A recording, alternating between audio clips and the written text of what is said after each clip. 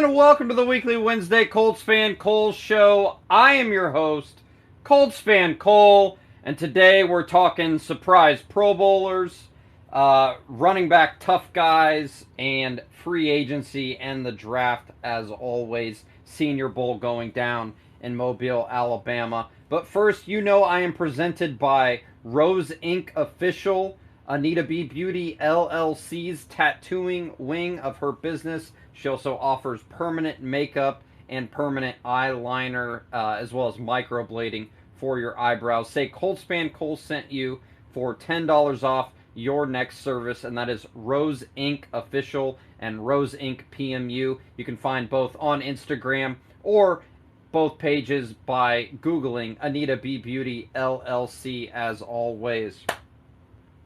Another week in the books, closer to the season. Not a ton of news, but obviously the big story, Gardner Minshew is a Pro Bowler. Took over admirably, led us to the brink, the cusp of playoffs. Couldn't quite get in there, but proved a lot of doubters wrong.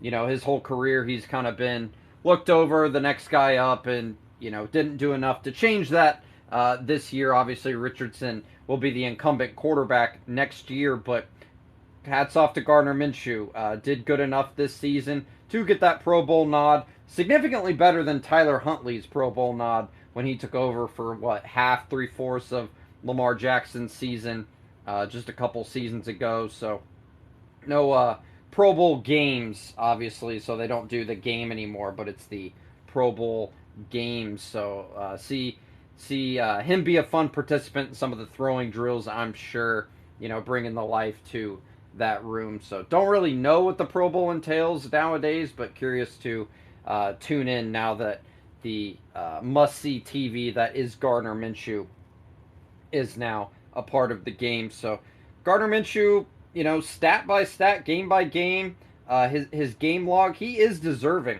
So that first start, the first main action he had, 19 of 23, one touchdown against Houston. Baltimore was kind of up and down, but he didn't lose a fumble, didn't turn it over. 27 for 44, the touchdown.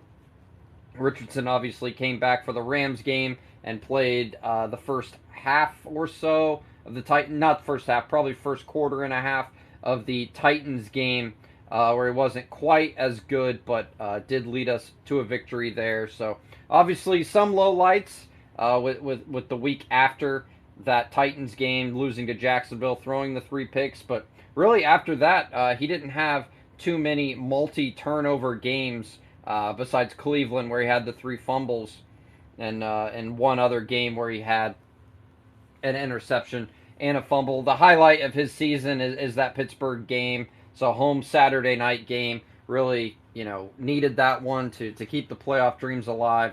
3 touchdowns, 215 passing, and 13 yards rushing. So good for Gardner. I said, all offseason, I hope we re-sign him. I think he's great for the locker room. Was just watching an interview today with Mark Sanchez, and he was talking about how when he was a rookie quarterback, he was so grateful for guys like Kellen Clemens and Todd Collins, who were kind of the mentor type role for him, and then going forward, learning how to best do that role onto others. Obviously, Mark Sanchez bounced around at the end of his career, including the Cowboys. So, Gardner goes to Jacksonville, has to do a unlikely start as a 5th rounder or whatever he is, 5th, 6th rounder. And plays well enough, to win some games, but never was able to get over the hump until this year in terms of beating teams over 500. So hats off to Gardner there, and a Pro Bowler, and maybe doesn't overly deserve it by any means, but hey, you get enough people dropping out. That's what kind of happens in the new era of the Pro Bowl this season. So shout out Gardner Minshew. Before we continue on, 10 more minutes of monologue. I go until about 8:50, and then we do one-on-ones followed by group discussion. Lighter week, especially with the Senior Bowl going on, more attention to that. But the soft runners I want to touch on could be more of a group discussion topic. Dan Dockich calls Pacheco like the best running back, tough runner. No Colts running backs do it. I think the hardest players or the hardest playing players when it comes to offense for me. Obviously, Frank Gore was one of the toughest runners that I've ever seen. Just could mow over guys. And Jonathan Taylor to me fits that category. Maybe more of a finesse, kind of one jump cut back type. But he's no slouch in any means. Zach Moss, sneaky tough runner. So definitely push back on that critique. But if we want to take it, even farther back, obviously Edgerrin James was just could run by and run through anybody. But of the last few years, I've been pretty impressed with our running back room. That's one of the positions that we've drafted well and maintained well, even when it's not top priority in the draft. And obviously Marlon Mack too was about as tough as a runner as they come. Couldn't stay healthy, really making the way through for Jonathan Taylor to take over, but good core there. So Dan Dockich called him out. Actually went on Dan Dockich's show to talk about IU basketball. So his first show on Monday. Say what you want about him, just a lightning rod. Glad to have takes in the atmosphere because isn't that what sports talk is all about? Just having a cacophony of a cavalcade, not a cavalcade. A lot of takes that you want to talk about, especially in the boring off season of your favorite team. Obviously, the Super Bowl's coming up. Shout out Matt Pryor, George Odom, San Francisco 49ers, and T.Y. McGill. All are Super Bowl participants against the Kansas City Chiefs. Yeah, I mean, when it comes to the toughness of a locker room, I think it's something that we could improve upon. To really drive home that point. That was kind of a talking point a few days ago that Dockich brought up during the AFC Championship and NFC Championship games. But I think we do need to focus in the draft more of the guys who want to muck it up. The guys like obviously easy to say a Travis Kelce, Patrick Mahomes type, but a Travis Kelce who before the game is gonna bully the kicker a little bit, keep moving his stuff, and make sure nobody steps in his area. So I think the Colts from that aspect have maybe lacked a little bit in this raw athletic score type of draft that we're going into, but draft philosophy that we've been in for the past 8-9 years now. But I'm hoping this year that we go to the Senior Bowl, we see the guy. There was a guy, offensive lineman, who took the other guy's helmet off and threw it. Maybe not to that level, but some edge in our locker room we should be looking to take on, whether it be free agency or in the draft. And I think it can help us a lot going forward. We have a lot of the pieces, but in terms of just the overall toughness, I think we have it at the running back position for sure. But in terms of maybe overall team taking a step back and looking at it as a whole, I could see that kind of grit nastiness that we need, especially more so in the trenches in terms of finishing it off. But I love our offensive line. I think they're great. But maybe a few more of the edgier guys in the locker room to kind of mix in some advanced competition, if you will. Could be good for this team. 5 more minutes here, and we will get to some one-on-ones and then group discussion following. No word yet on the defensive line coach. Nate Ollie was let go a week or so ago, as well as Mike Mitchell, the safeties coach. So I haven't heard any rumors or anybody being brought in. So position coaches kind of harder to track. Obviously not as loud even as coordinator positions have become nowadays. So position coaches still looking through the ranks. Looked through again the Shane Steichen coaching tree. Who he was around in San Diego, L.A. and Philadelphia and Cleveland. No one really jumped off the page at me in terms of either of those, but it could easily be a Gus Bradley decision and kind of have him go all in on who he wants and what his philosophy is before likely evaluating him again next year, unless obviously all goes well, which we are all hoping for. Last topic I have, and then I'll set the scene with some free agent article that went out, and then another mock draft. The AFC South news, so just kind of notable because Bobby Slowick is confirmed to come back as the Texans OC. So we were hoping to get him out of the division. You know, the Texans are a good offensive team now that they've shown, especially with limited weapons. CJ Stroud looks for real, so I was hoping Bobby Slowick would go the way to the dinosaur in terms of AFC South position or coordinator position. So we'll just have to, stock up on defense, make sure we have the right guys, and go to battle. So we'll see him at the top of the AFC South. But interesting moves there, especially with Ben Johnson again, the Lions offensive coordinator, turning down, a head coaching role. So it makes Colts fans, Colts general management look a little better as he turned down the Colts' second interview request last year when we were looking around for coaches. But he again did that. So interesting there. Says he wants to win a Super Bowl with the Lions, but only bringing that up because he turned down the Colts last year and is now turning down Washington. And it jogged my memory with the Bobby Slowick Texans offensive coordinator news. So all relevant to the Colts there. Last thing before I draw a card and we get to one-on-ones at 8:50 on the dot, followed by group discussion. Go ahead and hit that request button. A list came out of the top 50 free agents. Again, ESPN ranking list. Like, we would never talk about this kind of thing in season, but off season for the Colts. Again, I realize the Super Bowl is coming up, and we can discuss that in a group discussion if you really want to. But in terms of the Colts, what matters is he ranked the top 50 free agents, and number 17 is Michael Pittman Jr. So, interesting. He made the list, but it does make sense. There's a lot of these guys on this very, very premature early list who likely won't ever touch free agency. So definitely a lot of the top guys.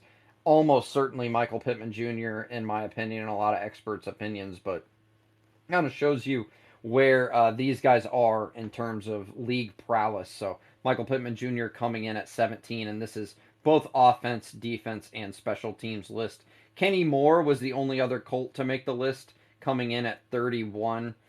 So was had a blurb in there. Still one of the top slot corners in the league, picking off 3 passes this season, giving him 17 interceptions for his career. 2 came against the Carolina Panthers.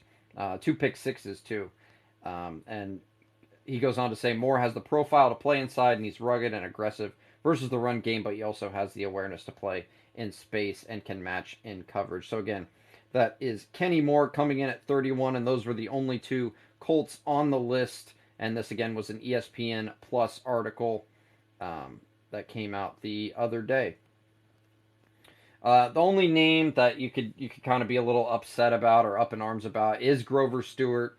His importance to the team, I think, is very underrated, so may not have the gaudiest of stats by any means, but obviously Grover Stewart should be on the top 50. And this writer said, forgive me, I'm not entirely remembering his name right now. Thought I had it, but anyway, he'll come up with a top 100 in March, kind of when the free agent contracts get sorted out too. So we'll see who hits. Names I'd like the Colts to target from this list. Obviously, Brian Burns would be spectacular. Probably not, though. Danielle Hunter would be interesting for the right price, and Jalen Johnson, and then that way we can, happily draft a tight end in the draft if it comes down to signing those 2 guys. But not going to hold my breath by any means when it comes to free agency, but my opinion of taking a big swing at corner. L'Jarius Sneed ranked 11th, and then you get further down the list looking at different rushers. No, stay away from Bryce Young. I just saw him. Kendall Fuller, corner, 19th, and another corner at 29. Chidobe Awuzie from the Bengals. So let's get to some one-on-ones. Go ahead and hit that request button. I will go draw a card. Let me draw a card out of the random Colts card pile riff on it for a moment while people hit that request button. We have a Pat Angerer card. Pat Angerer looks like his third year card. Pat gets his incredible work from his father, who toiled up to 16 hours per day at an Iowa aluminum factory before coming home and taking his son to practices in game. The younger Angerer punched the clock with the best of them in 2011, bullied by a 20-stop effort against Pittsburgh on September 25th. The Colts linebacker finished first in the AFC and fourth in league-wide tackles. That is the Pat Angerer 2011 card. I'll post that in the Jumbotron. Let's get to some one-on-ones. First, we have Owen, the proud son of Anthony Richardson, Colts man 4L. Guessing that means for life. Owen, what's up, man? Talk about anything Colts you would like. It is a free-for-all today. How are you doing? Oh, pretty good. Just celebrating the Gardner Minshew Pro Bowl news. How about yourself? Oh yeah, I mean he's obviously better than Josh Allen. Come on now. Yeah, right. No doubt. No doubt. Um, did you happen to catch the Pacers game last night? I did not. Well, I want to say the officiating in that game was god awful. I mean, it was fucking stupid. How bad that game was. Yeah, that's NBA, and officiating as a whole, obviously has never seemingly been kind to much of Indiana sports. Found it laughable that some fan bases were talking about the Pacers getting favorable calls. I think it was Bucks fans after that whole Uh, sequence of games, and it's like we've never gotten calls in our franchise's history. Colts, Pacers, maybe IU basketball in the '80s, but that's about it. So yeah, it would be Bucks fans. right, right. Um, so if we I don't know how to put this. If we had like an option between um, like Dallas Turner, um, I forgot. I think his name's Romeo Dunze, something like that, Hmm. or Brock Bowers. Who are you drafting? Or that's a hard question. That put you on the spot. Yeah, Who yeah. would you? What position would you rather grab in that instant? Sure. Yeah, I don't know as much about Turner. Obviously, the Washington receiver Awuzie, um, is saw him play very little. In the college football playoff. Mel Kiper Jr. I think ranked him ninth on the latest mock draft. Dallas Turner looks to be an outside linebacker out of Alabama. I would stay away from that, even if he is an edge type rusher. I'd prefer a more traditional hand in the ground rusher if we were to take one in the first round. So I'd probably lean wide receiver, Rome, the wide receiver from Washington, but that would be fine to take Bowers if that was our three options. Um, Especially if they fall to 15, which right now it looks like a lot of the projections have them in the top 10. I will tell you, if Laiatu Latu, the linebacker linebacker edge out of UCLA, is has the film that he is a hand in the ground type rusher, and he falls to us at 15. Watched the Senior Bowl very very briefly today, and I could go for that type of pass rusher. So he has the quote unquote traits. So big, fast guy, long arms, and Kuiper Jr. says he has the potential to become a 10 sacks per season defender, and I think that's kind of the key, piece we're really missing to take this defensive line from good to great. Yeah, I think for one, I think he's like 23 already, and for two, I think he had to medically retire from. I don't know where he played before UCLA. I know he had to medically retire from somewhere due to Huh? his neck, and that's why he was Yeah, like. that would. Because people, I've seen people say he's the best like rusher in the class, but he's had to medically retire from a school, and that's why he transferred. Yeah, interesting. Yeah, no medical retirement would be great. But if he passes all the stuff and comes back, Washington, he was with Washington. Geez, that Washington teams have been stacked then. But yeah, don't love getting into the game of big injury histories, but if he's worth it and he falls to us and it's between him, a linebacker and a wide receiver, I'd rather take the edge rusher. But again, a lot of it does fall in how we address free agency. If we are able to uh, solidify the corner position, even take like an older edge rusher. That way, we're kind of free to draft whoever we deem as the best available. We're being silly thinking Ballard's going to do something. Come on now. I don't know. I think enough years have passed where it is time that it is the all in type of season. I believe him when he said it in the press conference. I could look like an idiot here soon, but I sincerely think that it's time to go big game hunting. And whether he does it or not, who knows? But I'm leaning that as animated as he was in his final game press conference, that he is leaning that direction.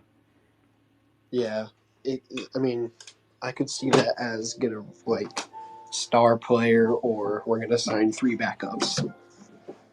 Yeah. So, And you are correct. Latu had retired at the start of spring practice in 2021, remained enrolled in Washington for the first semester of his junior year, and then he went to the UCLA Bruins. So Washington's team doctors deemed the injury had not recovered enough, and it would be too dangerous for Latu to continue playing, and that was a neck injury. So, yeah, to me, if the medicals check out, I'm not too terribly worried about a neck injury. I'd be more worried about like a knee injury, but obviously a lot of force too gets pushed back when you're just going play after play after play. But if he is more of the edge type rusher, like a no doubt about it, third down, put him in, second and long, put him in, and then our defensive line right now is really good at stopping the run. So if we're able to use him more sparingly, obviously, you don't want to use your first round pick more sparingly, but if he is truly a sack specialist, then I'm fine, with taking him yeah. as long as his medicals check out. Yep. Well, that's all I had. Thank you, Owen. Appreciate it. Hope to keep you around for group discussion. And we'll go ahead and add Echo Warrior up next. He is loading in here. Thanks for coming back on the show, Echo. Always appreciate your comments. Floor's yours. Anything you want to talk about? Slow-ish news week. Obviously, Gardner Minshew. And then last week, our D-line safeties coaches left. Senior Bowl going on right now. Any of that strike your fancy or a whole new topic? The floor is yours, Echo. Always appreciate your comments. Thanks, Cole. Thanks for having me back on. First thing I'm going to say, this isn't exactly related to the Colts, but it is related to the Senior Bowl. I have to defend one of my favorite players at the Senior Bowl, Kingsley Suamataia out of BYU. Everyone's posting that clip of the kid from UCLA beating him, and it's like, oh, well, he destroyed this kid. And it's like, yeah, we'll go watch the previous rep where Kingsley totally held his own against the speed rush. So just something to look out for, going into these the Senior Bowl and the Combine and all this stuff. Like, it's easy for the media to put out a narrative, on prospects that they like and make them pumped up and look better than they are. And some of them it is deserved. Like the UCLA kid is really freaking good. I just thought it was interesting that you saw like um, Brett Coleman and Dan Brugler and a bunch of these like big name scouts just posting the fact that he had that one rep, and it's like, let's talk about the entirety of the sequence of events. Um, but talking about the Colts, I personally, I think this is going to be one of those years where Chris Ballard, instead of picking a kid, I think he's going to trade that first round pick, kind of similar to what we did when we got DeForest Buckner. Um, I just feel like that's what he's going to do. That's kind of been his biggest move that's paid off, is getting DeForest Buckner, and I think he knows that this is the time to start making big moves, and I think he's going to try and replicate that.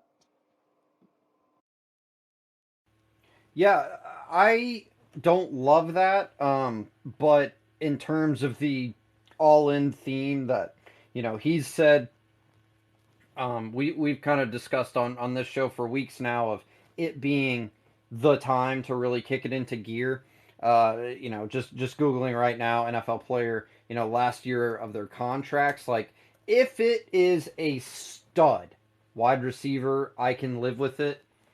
If it's even a corner, I would be a little upset because, again, we don't know who's going to hit free agency. But if Johnson from the Bears, if Snead from the Chiefs hit free agency, and we instead trade a first round pick instead of going all in on free agency for that corner position, I would be pretty upset. I can't think of really any other position where I'd be thrilled he would spend a first round pick on. There could be defensive ends that I just don't aren't as familiar with in the league. Honestly, these past few years in your adult life, you kind of focus on just one, what you really like to watch, and mine has been, the Colts purely. So I'm not as well versed as I was years ago with who's all even available or who's even a good pass rusher, but obviously Buckner was worth it because he was like the cornerstone piece and still is in our defense. So to me, if you're trading a first round pick, we don't have to do it for a quarterback anymore. Carson Wentz, I liked it at the time. Obviously, I was completely wrong on that, and I'm not afraid, to say that. Um, but I just don't see a non-wide receiver out there that'd be worth a first round pick. And then wide receiver, I'd rather spend a 2025 pick to trade up a few, and if you're gonna spend a first rounder, go get Marvin Harrison Jr. Like, can you get him for this year's first and a 2025 first? Probably not. But if you're gonna do that, like, try and hit home runs. And again, I think Ballard's more in the big game hunting. Your other point about forgive me, but the BYU tackle you were defending, just kind of a note as a whole. Like, yes, like so many people love the draft. So many people now talk about the draft, which is great. I love as many opinions as you can be out there in the sports world because it gives us more to talk about to burn all the time before we, finally get back to action on the field. But just a forewarning, like these are agent heavy, like any type of draft analyst that's worth a damn really is going to be kind of tied into an agent a lot of times. What players have been on their show, what players have given them content. So, you mentioned the one rep with the BYU guy. It could have been stirring the pot from somebody who has the other guy who beat him on the rep. In bed with that agent or hyping them up for the draft. So there's so many smoke screen things, and that is the first of a lot to come here before late April in the draft. But appreciate it, Echo. Any more thoughts before we either get to no one is up next to request before we either get to the next requester or go into group discussion? Thanks for coming back on, Echo. No, nothing else to say. Just go Colts, and let's keep around our Pro Bowl quarterback. Yeah, yeah, I guess. Thank you very much, Echo. I'll leave you on in case we are going to group discussion after this. But yeah, looking up, just all wide receiver positions, like guys who you could get for that first round pick. I don't know. Could you even get like a Devonte Adams? Probably not. Hill, no. AJ Brown, maybe. But do you want to spend a first round for him? I don't think the Eagles would take just a first rounder. Amari Cooper's old. Stephon Diggs, no thanks personally. Mike Evans, free agent. So if Tampa doesn't sign him, he'll go to a high dollar team. Cooper Cup, I just don't see it happening, but I could maybe be on board with Cooper Cup since he's, signed through 2027. Keenan Allen, too much tread on the top. Well, Cooper Cup's 28 too. Um, Metcalf could be an interesting one. I would be all for that. If straight up first rounder for Metcalf, he's controlled through 2026 season and still only 24 years old. Um, Debo even was briefly rumored, but now that they're got to the Super Bowl, I doubt he goes anywhere. Um, Terry McLaurin, I wouldn't prefer a first rounder. maybe like a package of third and second, something like that. And then you're kind of getting lower down the list where I don't think a first rounder is really even doable for some of these guys, respectfully. So, um, yeah, good, interesting point to bring up. But any other position, I just don't prefer at that junction. So, anybody else here? No requests after Echo. We can go through a little bit of the mock drafts. Kind of dig into that. Maybe it'll spark some interesting conversation here, or we can just go straight into group discussion if you guys would like. Again, completely understand it is a short news week, so last week we at least got the benefit of the late breaking news that two coaches were not retained. No news again on that yet. If anybody's being brought in, so I haven't seen like a single rumor on that. I know a lot of the um, eyes have been on the Senior Bowl. Let's see here. Going back to the we got Parlay Joe. Parlay Joe, formerly Inside the Shoe, if you want to throw it way back as an OG. Parlay Joe, what's up, man?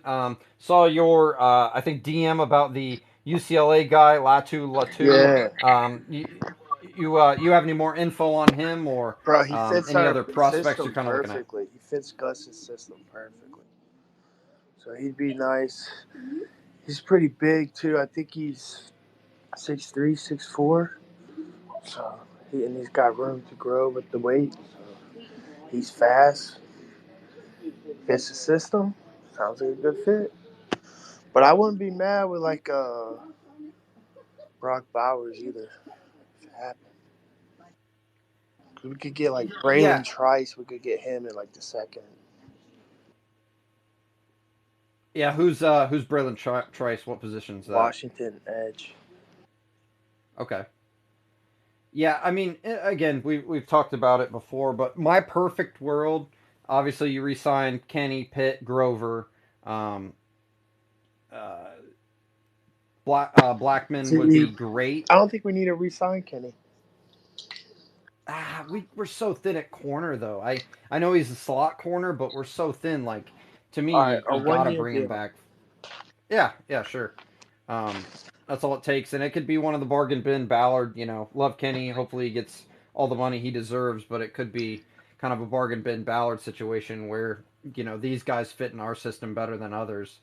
So let's take him. But I perfect mean, world would I be. hate to say it, but Kenny doesn't show up in big moments. Uh, I mean, you could say that about a lot of the defense, though. Honestly. You can, definitely. Half the defense. Yeah, we're just so thin though at corner, and Everyone except the D line.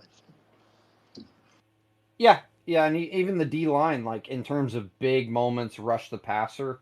We're not blowing anybody out of the water by any means. Yes, we have high sack numbers, but that more so comes from you know a few games that we were really good and played decent O lines who may have been hurt, but in terms of we need a stop, we got to get a stop. We've won more games in the last drive than we have with our defense. Well, when we need to stop, we need a fucking blitz. But Yeah, Gus Bradley doesn't understand how to do that, so I don't know. yeah, I would be curious if any of that philosophy changes, because I know Ballard said in his last presser that Steichen he thinks part of this reflection from the season, getting away from it for a little bit, will be good for him, and maybe we do see maybe not changes in personnel but in strategy. All it takes is the head coach being like, "Hey man, we got to send him more often." Like maybe not on third down, maybe you want to mix it up a little bit, be a little more coy, but when you know we need a play. I'm tired of sitting and playing off ball defense and just letting the play come to us on like a 3rd and 12 Facts, even. son. Yeah. That's like pussy ball to me, bro. Just waiting to get hit. Yeah, you gotta get the guys after the quarterback. Cost us big in the Houston game. Stroud was able to escape, go Yeah, deep. Like bro. the Browns I don't think we game, like blitzed him once. yeah, remember PJ Walker week 7 with the Browns? Like, obviously we had the Oh, that shit was call, but ridiculous. He should never beat us. He is not good, bro. When he was playing for the Panthers, he was terrible. I went to games that he was at. hey, He's not but good. preseason Colts legend PJ Walker though, so have some respect. Yeah, with Andrew Luck, when Andrew Luck was there. Yeah, yeah. I think PJ had 2 different stints in our preseason. We're number 5 and number 8. So, but yeah. Anyway, getting getting a little off topic, but yeah. In terms of Kenny, I like him. The article ranked him the 31st best free agent. So if we can't match his contract, we can't do it. But in my mind, seems like a no-brainer to re-sign him and then go after a corner and then maybe fringe lower edge that you can get on a team-friendly deal, maybe cut before the Nah. season if you were able to draft a hand in the ground type edge. We need to go sign Michael Pittman Jr. first. Oh yeah, yeah, that's top priority right now for sure. And if you need to franchise tag him And right then, now, and then do we it. need to get a, we need to go get another guy named Mike. Yeah, I would like Mike Evans for sure. I just don't see it reasonably happening. He's just he's just somebody's gonna pay him what he wants, and I would rather pay a corner than Mike Evans in free I see what you're saying. agency. I know what you're saying. But if you had Evans and Pitt are too close to a similar body type too. But honestly, I could see him just being like, I want to retire in Tampa. Like he already has all the stats. He already has his Super Bowl ring. We'll see what they do with Baker, but they made the playoffs this year. Like, yeah, they're probably going to trend downward, but he to me seems more of like an Andre Johnson type personality. But then again, he did But they're he not did making play the and party playoffs. with Manziel, so maybe I could be wrong there. They're not gonna make the playoffs next year. No, it'd probably be the Falcons. Yeah, if the Falcons just figure out a decent quarterback, maybe they trade for Fields too, um, They're and not that would trading for Fields. I need to stop saying. I They don't know. Like, well, the Bears don't need him, and Bears what not if trading. I don't know about that. I think They're trading their pick, bro. no, Just wait they're on it. they're taking Williams. They are for sure taking Caleb Williams. Agree to disagree. Parlay Joe, any more, and I'll just keep you on here, and we can talk to Undisputed, and we can kick off group discussion. Yeah, we can do that. Thanks, Parlay Joe. Always appreciate your comments. Go check out Parlay Joe too. He hosts Against the Odds, good gambling content, and he also is a good writer too for Stadium Rant and hosts a bunch of Twitter Spaces as well. So one of the OGs too on this show. So always appreciate Parlay Joe. Let's get to Undisputed, and then I'll add you in Owen, and then actually we'll get to Undisputed Augustine, and then we'll let in Owen and kick off group discussion. So Undisputed, what's up? I saw your comment in there about referees. The thing, Pacers fans, yes, completely agree. IU fans, it's more just Big Ten refs as a whole are terrible. Oh, okay, I know. That's Zach Edey destroys, and it's all fucking bad calls. Well, he's there's plenty of Purdue fans who are upset with how he's officiated. Period. Too. Last year he got screwed against. I will say last year against the IU. I think it was the second game that they obviously they lost both last year, but the second game, so it would have been in assembly. They were they were calling everything on Edey, so I think it goes both ways with Big Ten refs for sure. But Pacers, yeah, I'll give you that. There's a lot of NBA referee complaints. But the Tony Donahue thing with all the refing bullshit, how they brief refs before on how to call certain games. So big market teams end up winning the pong ball game and in the playoffs. That I have issue with, but I don't think it's as prevalent in the NFL. But I could be wrong. Anyway, Undisputed, what's up? Any Colts topics you want to discuss? How's it going? No, I just the idea of I know it's cool. Mike Evans sounds cool, and these guys, but if you're resigning Pitt, I mean, you're gonna have Pitt is gonna command wide receiver one top money. Like he's gonna get a lot of money. If you're resigning Grove and you're resigning Kenny, and you really need to spend on a corner, that's just God, Snead or Jalen Johnson, please God, I would if he did that. If Ballard actually signed one of those two guys and then drafted an edge in the first round, I'd actually be so happy with Chris Ballard. I really think that he actually did something right for once because he never does anything right. He's a fucking idiot. I hope he hears this. I wish he did. Um, but yeah, no, it's just like you just can't like. I mean, imagine what we would have to pay like a guy like Mike Evans or one of these guys. Like they would be getting there'd be a lot of money tied up in two receivers. Like there's and this is I mean this is just it would be Yeah, that's what I it would thought. be such a Ballard thing to like skip one of like a truly generational wide receiver class and fucking skip it for an old vet like just to be fucking retarded. But yeah, I just don't and more so it's just you can't there'd be so much money locked up into two receivers. It'd be tough. So No, I agree. I'd rather go corner as well. And I think we're in full agreement with what the plan should be for Ballard. We don't have to argue. How nice is it? We don't have to argue about quarterbacks anymore, like the most over-evaluated position. Now it's literally just sign the right positions. Like if it doesn't work out, if for some reason Johnson falls off a cliff, the corner from the Bears, or Snead, we overpay him and he doesn't live up to expectation. Damn it, at At least you least, did the yeah. right thing. I mean, I'm still not sold on the fact that we don't have to worry about quarterback, but that's just me. Um, At least drafting one. I mean, I would love it for us to use a mid rounder and snag someone to back up. I mean, like Jordan. Who specifically? Go ahead and plug your guy. Let's go with my guy JT Jordan Travis. He's There always you been go. better than they are at any point in his career. So, so I'm gonna go with that guy, including beating AR. But no, I'm hoping some guys. Braden Fisk. I don't know if you've seen him today. JPH, dude. Or JPJ for Oregon. I had told Brock about him. Uh, he's just center from there. Now I was hoping he would go like second, third, somewhere in day two. And I was like, man, I wouldn't be mad if Chris Ballard used us, a pick on him. And have the Ryan Kelly. He's I think at the Senior Bowl today he actually was taking reps at guard and center and was just absolutely bullying people. Like he's so good. Now I don't think there's any. I mean, he's going first round guaranteed. We're not taking center first round. But yeah, still want Jared Verse. I love Johnny Wilson. 6'7" Johnny Wilson. He could be Brock down here.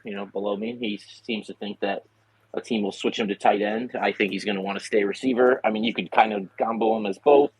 I'd love for the Colts to. He's been a pretty big name at the Senior Bowl today, so that's very good with me, being the Florida State guy. Great hands. He's like a 4'5" guy. He's 6'7", 6'6.5" or 6'7". Second tallest receiver ever at the combine. So for his size and speed is just. I mean, he cooked a lot of guys in some drills today. But yeah, other than that, I'm just really focused on, signing a corner has to be, if Juju is your number two, you go out and sign like a true, number one corner. And you don't have to focus on it and draft so much. Maybe you can draft, mid to late round or something, take a flyer on another guy but I mean, fuck, I just want Chris Ballard, to actually please take this offseason seriously. I have no faith that he'll do it, but here we are. Also, Dan Dockett, you went on a show. He's a pussy. He actually DM'd me. So we got in an argument one time because he still tries to push his bullshit that he locked up. He shut down Jordan and all this nonsense.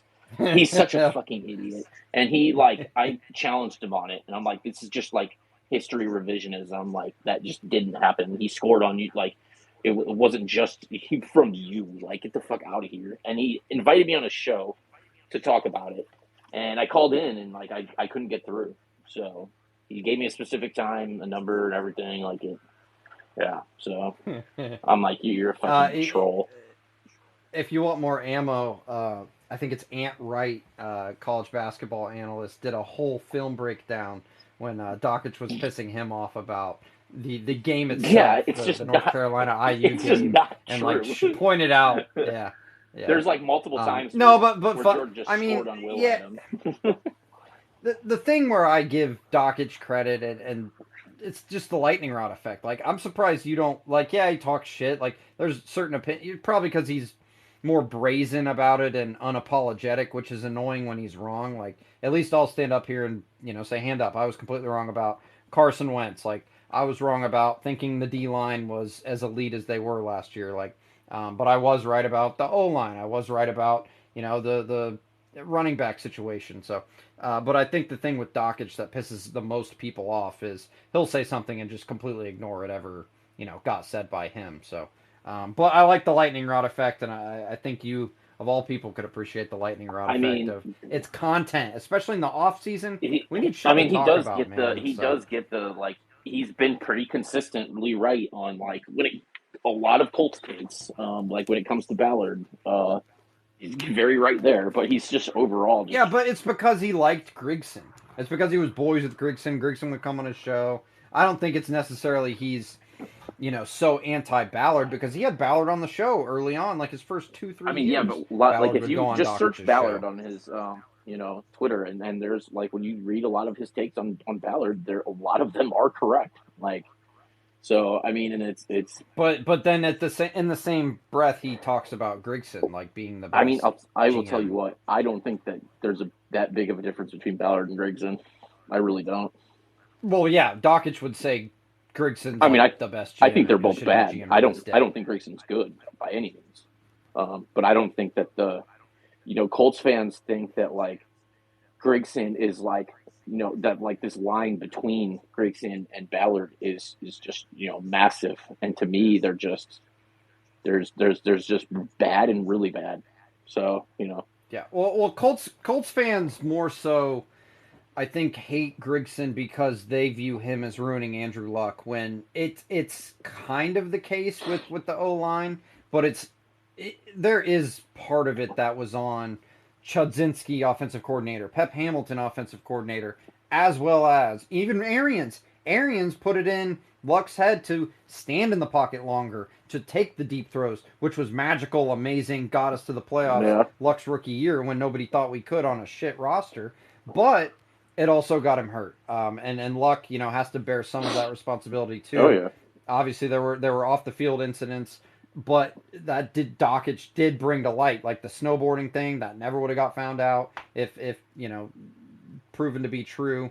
If Dockich didn't find out things like that. But in the same breath, Luck did hurt himself in running, trucking, and that's why we need to be really careful with Anthony Richardson too to make sure that same disregard for your own safety isn't applied. Even though he could get away with it, got away with it for the first, 5 years, didn't miss a start, and then all of a sudden the wheels came yeah. falling off. I mean, So, it didn't have but help the snow. Like it wasn't people. People just want to just be like. I think they're just so mad that Luck left. They just want to place all the blame on him and on Grigson. And it's just right. like there also was the snow. What was it? Was he snowboarding or? Yeah. Yeah, So he rehurt his labrum yeah. snowboarding. So it's just like that's not Grigson's fault. Like and trading for Trent Richardson was dumb, but like that doesn't like crucify a GM because GMs can recover for shit like that. Like I'd rather us take swings. I heard someone say they think that Ballard's going to trade back. If we do, like, I just can't. Now I don't know if that person was. I don't even remember who it was. Maybe it was that Proud Son guy or something. Like I don't know if he's like supporting that decision, but like to trade back is just this is the time where we have to get playmakers. And like the 49ers, they traded multiple picks to move up, like multiple firsts to move up to 3 to take Trey Lance, and didn't miss a beat because of it. So it just doesn't like Right. good GMs can take swings and can trade up, and even if they miss, um, can rebound and still keep moving. But the whole trade back thing, I see so many Colts fans doing the thinking that we should trade back and go get Really? more day 2 picks. It's just like get the fuck out of here with this nonsense. Like for once, I want him to try to get a second first. I'd love for our second to move up and get to the first.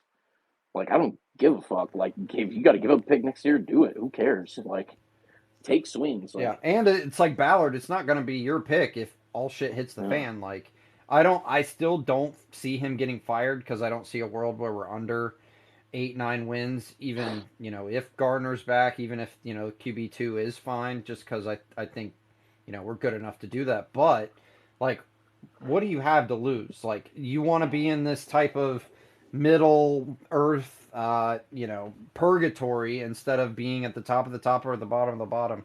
You got to take the swing. So, Yeah, undisputed. Any last thoughts? We'll get to Augustine, then open it up for yeah, group. just that I hope we take Jared Verse and then Johnny Wilson, Keon Coleman, Jordan Travis, Braden Fisk, and Jerry Jones. I hope we take all those guys. That would be an awesome draft. I would actually like that fucking loser, fuck VV Jones or whatever fuck. I will actually mimic what he did and actually have Chris Ballard is my daddy. If he even takes 3 of those guys I listed, so Yeah, we'll get to it in group. Have a few topics on there, draft related. So word. appreciate it, undisputed. I'll just leave you on mute, and then please stay on mute, everybody, until Augustine's done talking, and then I'll kick off group discussion.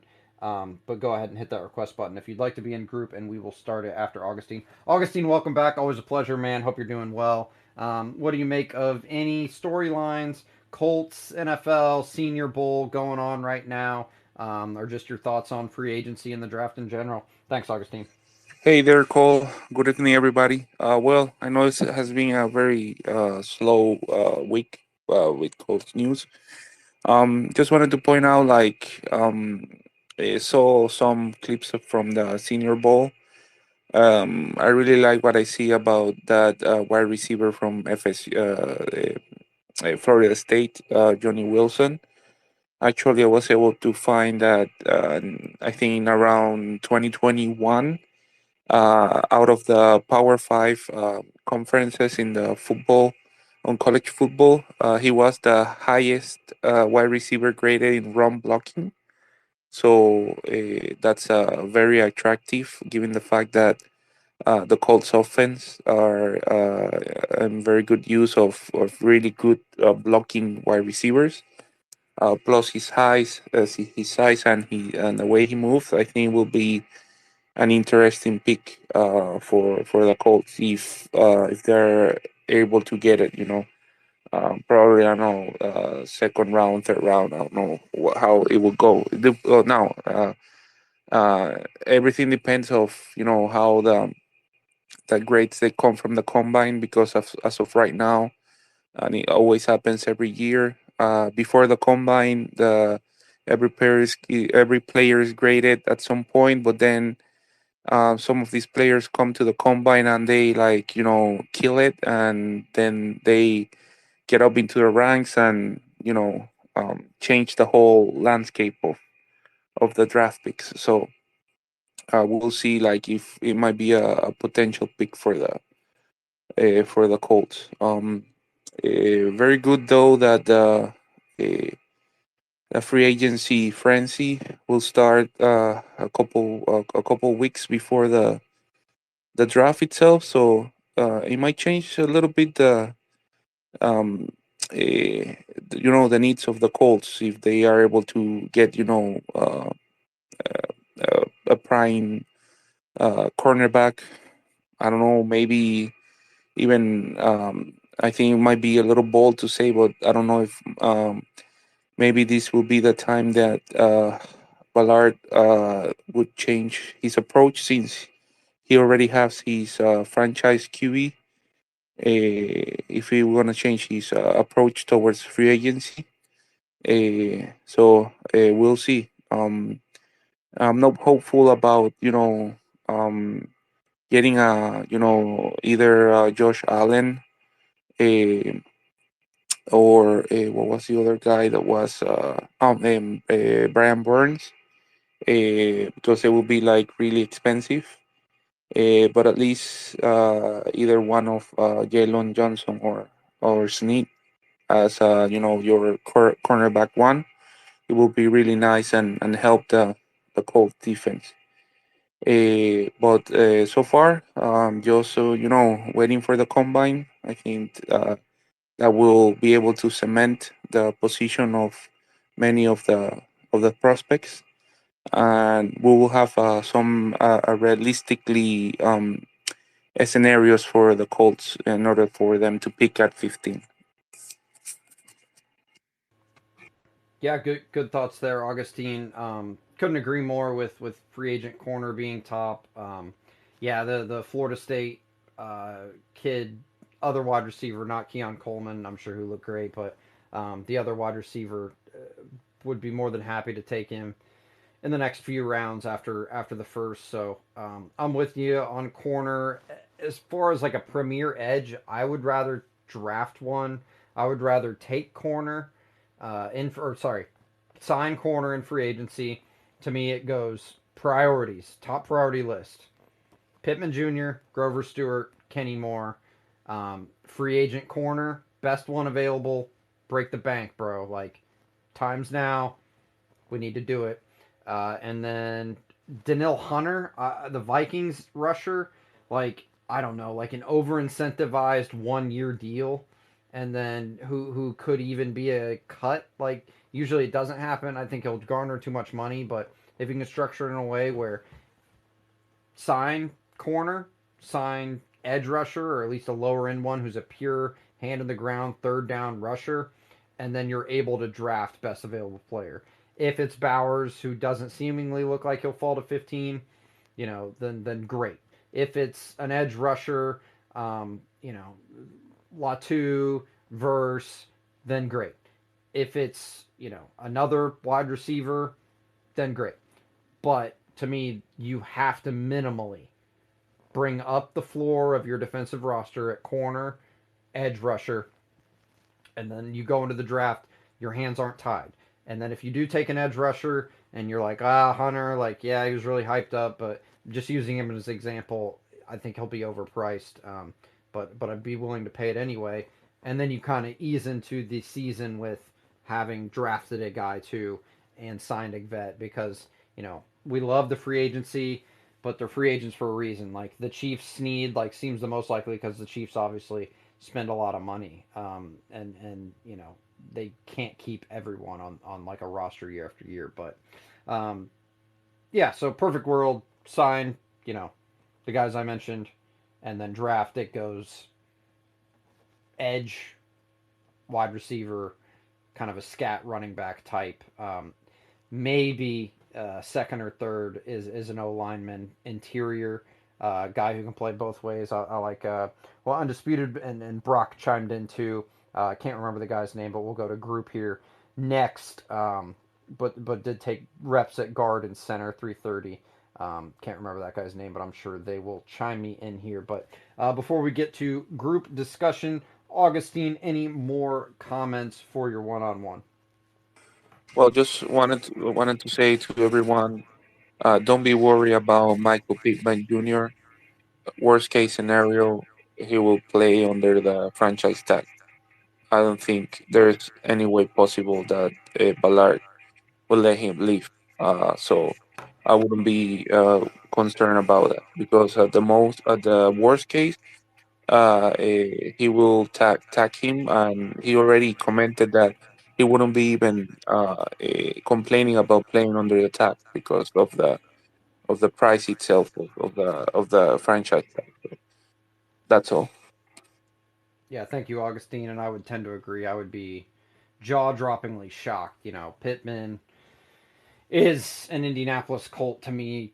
I hate to compare the two because I like them both, but I would have much rather signed Pittman than Jonathan Taylor. So I know um, Ballard even said at like a mid-year press conference about how he wants to see how the guys develop before committing to a lot of money, and then immediately broke it by signing JT to an extension. Although easier to stomach the 36 million than what Pittman will likely get in the 100 range, which deservedly so. But seeing how he fits in the offense, and obviously Steichen utilized him a lot, and no drop at production even after the starting quarterback yet again goes down for poor Michael Pittman Jr., who's been doing it with some unsung guys. So appreciate it. Go ahead and hit that request button if you would like to be in group discussion. We'll go for about an hour or so. Again, slow-ish week, but Senior Bowl going on. Fun topic there. So I'll start it off by saying, what round would you prefer the Colts to go offensive lineman in? So good point with an aging O lineman group that Kelly obviously fought back at Chapel for asking him about retirement. Obviously, Big Q, knock on all the wood in the world, but been a veteran for a while. We had like Pinter go down before the season, and he was projected to be a solid guard, and we could raise the ceiling. So, what round would you like to see an offensive lineman go in? I'll start it there, and then natural conversation. We can chime in. We don't have as many people today, but go ahead. Undisputed. Remind me, what center guard were you talking about that Brock chimed in on? Fuck, it's Powers Jackson. Okay. JPJ is his initials. He's a center from Oregon. He is just an absolute freaking animal. Like, the only problem is he is almost certainly a first round pick. If he got even to the middle of the second round, I would be absolutely floored, shocked. So I don't even want to get my hopes up on something like on him. So Levis wasn't going for. what? What was that, Ray Love? Something about a 4-4? I Fourth don't know what overall. Might be. Fourth overall. You're a little scratchy today, Ray Love, in terms of audio. But yeah, I would prefer a lineman. Again, I kind of laid it out, but lineman in the third round would be good. In a perfect world, obviously we address edge, corner, re-sign our own, and then going into the draft really opens up all opportunity, whether it be edge, wide receiver, defensive end, and then the second. If we don't draft a wide receiver in the first round, I want an optimum scat back type, like a gadget type player where he can run jet sweeps, take screens, be just a motion man in general. I think it would really take this offense, like a Naheem Hines, but with like a second round talent. Naheem You talk Hines. about Malachi Corley? Sure. Who? Tell me about him. Who is it? I think he plays for Western Kentucky, but he's been a pretty good player. He cut a lot of screens, got a lot of yards from screens too, so he's a pretty good player. But I'm not really worried about where we take a lineman at, bro, because we really good at drafting linemen. Whether we take him in the fourth round, fifth round, my main problem is the edge players, bro. We haven't hit on an edge player in a long time, obviously. Mm-hmm. So see how that goes. That's because Ballard's ass and he fucking doesn't care about the actual fucking production. Levis wasn't going for. Let it Yeah, go. he got his weaknesses though, so it's like every other GM. Hopefully, we sign like a Bryce Huff this offseason and draft a D lineman and number 15 pick. Yeah, let's go to Brock. Chimed in the chat with some of the draft analysis, so he's usually up to speed on this type of thing. Brock, what do you got for us? Doesn't have to be just O lineman, anything in general. What are you looking for? Obviously, Senior Bowl going on right now. Yeah, hey guys. So Jackson Powers Johnson is the Oregon center. Yeah, he's starting to look like one of these centers that comes around once probably every 2 or 3 drafts that you don't typically see centers go in the first, but when they're just can't miss prospects, they go in the first, and I think that's what's going to happen. We saw it with Ryan Kelly, pick paid off. We saw it with Frank Ragnow. The Lions are pretty happy with that draft pick, and we saw it with Linderbaum going to the Ravens. Like, when you get centers that are this caliber, they go in the first and they end up being 10 plus year starters for you. I don't think we're getting him in the second. Cowboys could use him, Dolphins could use him. Hell, if I'm the Bengals and you just need to add O-line to protect Joe Burrow, like, I wouldn't mind taking him. So there are a lot of teams that could use him. Speaking of O-line, I don't know. I usually like having a BPA approach in the draft overall, with just mainly saying I'm taking high value positions in the first round. But if we see an offensive lineman in the second that we love, that could potentially be a Will Fry's replacement because he'll only be with us for one more year, I don't hate that. So, take edge, corner, receiver. Bowers is kind of the exception because he's so good, but take one of those position groups in the first, ideally an edge, sign a corner, And then in round 2 on, you just take whatever the best player is available. That's how I see it. That's usually, I think, the best way to approach the draft. But in that first, you really want to focus on positional value because you get so much value on your cap when you get guys at high impact positions that when they're extended will be making $25 million plus and you're paying them $4 million or whatever. So Yeah, the fifth year option too. Like again, God forbid a first rounder gets hurt, or like Richardson. Hopefully he balls out this and next year, and we sign him to an extension. But again, knock on all the wood in the world, something happens over the next few years, and he's not quite yet. Definitely gonna pay him the mega quarterback deal, extend for a fifth year option. Kenny or Quiddy, we're not sure yet if he's going to be extended, and honestly that's kind of the right move right now. Like, let's evaluate. Like, let's see what the draft holds.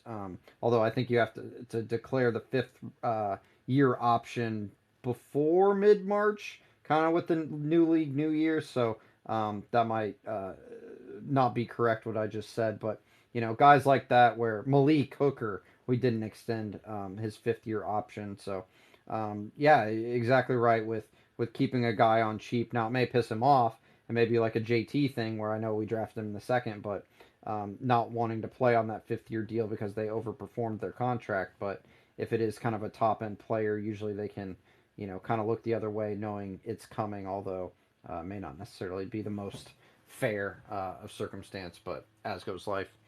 Um, let's get to Ray Love. Had his hand up. Hey, Ray. Hey, fellas, what's going on? Sorry, I'm late to the annual weekly meeting. Uh, but yeah, I think you said something very interesting, Cole. Is we need the type of receiver that you described.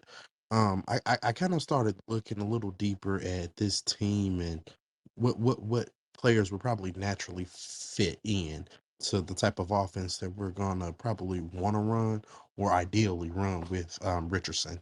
And so I think the key point is going to be this: you don't want Anthony making all of the plays. But follow me when I say that. So you want to get a guy. You have Pittman. He's kind of almost like your hybrid tight end slash wide receiver. You got Downs. That's your slot guy. Don't kill me for saying his name, but Alec Pierce. That's your deep threat. So now at this point, I feel like just offensively, you're going to need someone who's going to be that kind of yak monster, that kind of Debo Samuel guy where you can throw maybe a quick 2-3 yard pass and this guy can go pick you up 7, 8, 9 yards just off of that with broken tackles, making people miss in space. Um and a name that pops out to me is and they went to the same school, but the name that pops out to me is Xavier Leggett. Um I do have a few questions, but he's kind of starting to grow on me a tad. He has that big frame, but his frame is big, but he kind of scares me body size wise. He's a 230-pound wide receiver, almost like a in a tight end's body, but he's fast. He's explosive. I think that could be somebody that we look towards in the second round, but in the first round, I'm kind of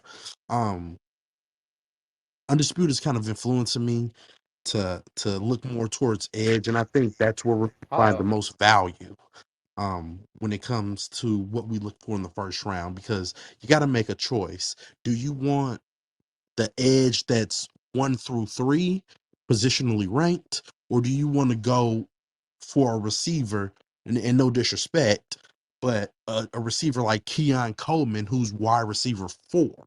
So you have to start looking at those things when you're breaking it down, and start looking at where you sit, where you got these guys ranked within their positional value, and don't necessarily just focus on, okay, this is our need.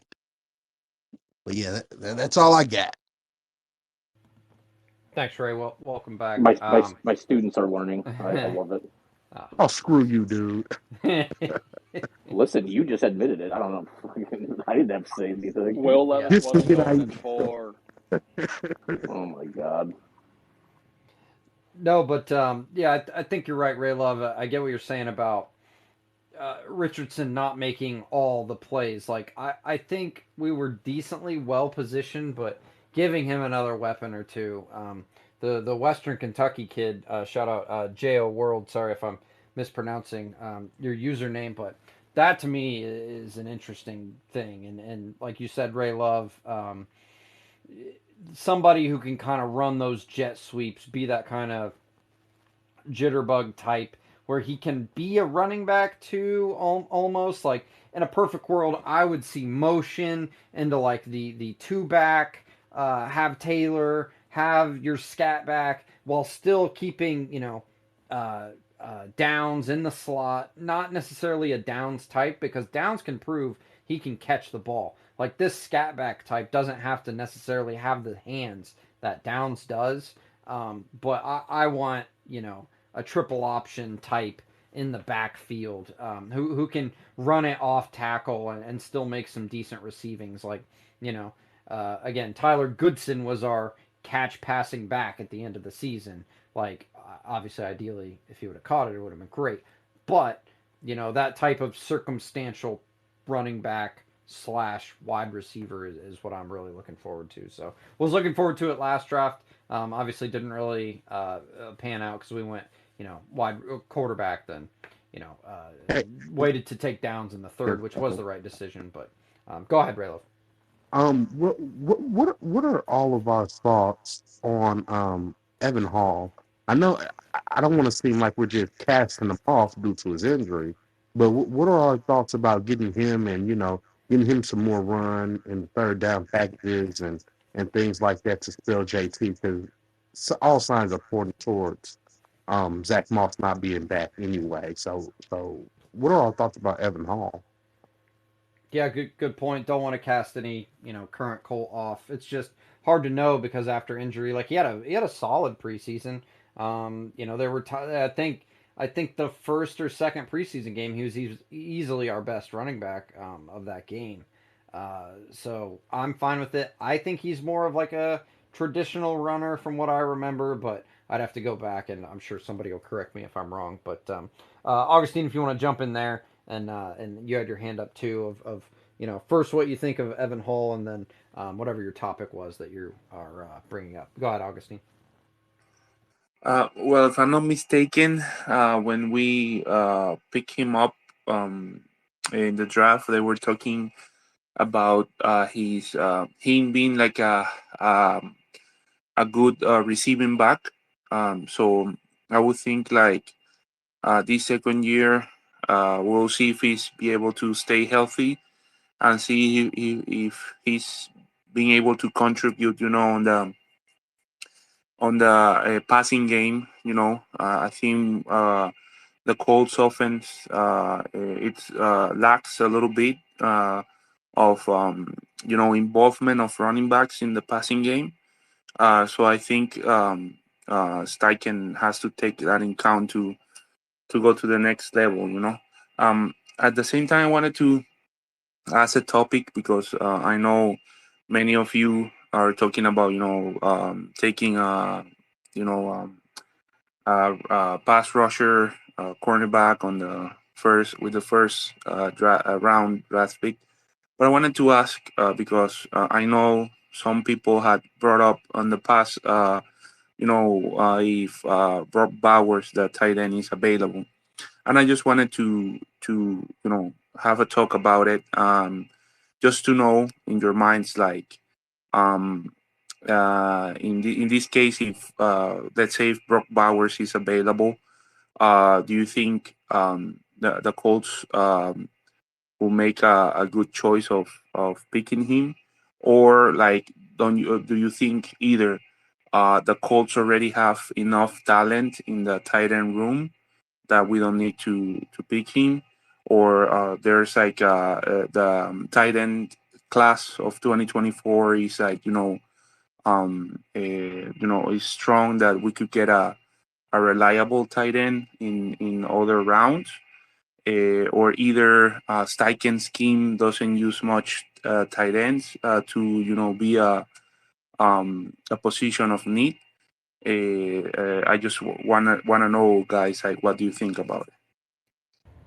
Yeah, I got pretty beat up a couple weeks ago now, saying I don't care. I don't want a tight end in the first round.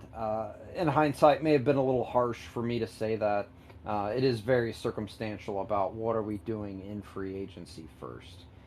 If we are shoring up the corner and we're shoring up, at least a talented enough edge, that 5, 6, $7 million annual guy, even if it's a 1 year deal, then go ahead, draft the tight end. That's fine. As long as the rusher really is a hand in the ground, third down sack master specialist.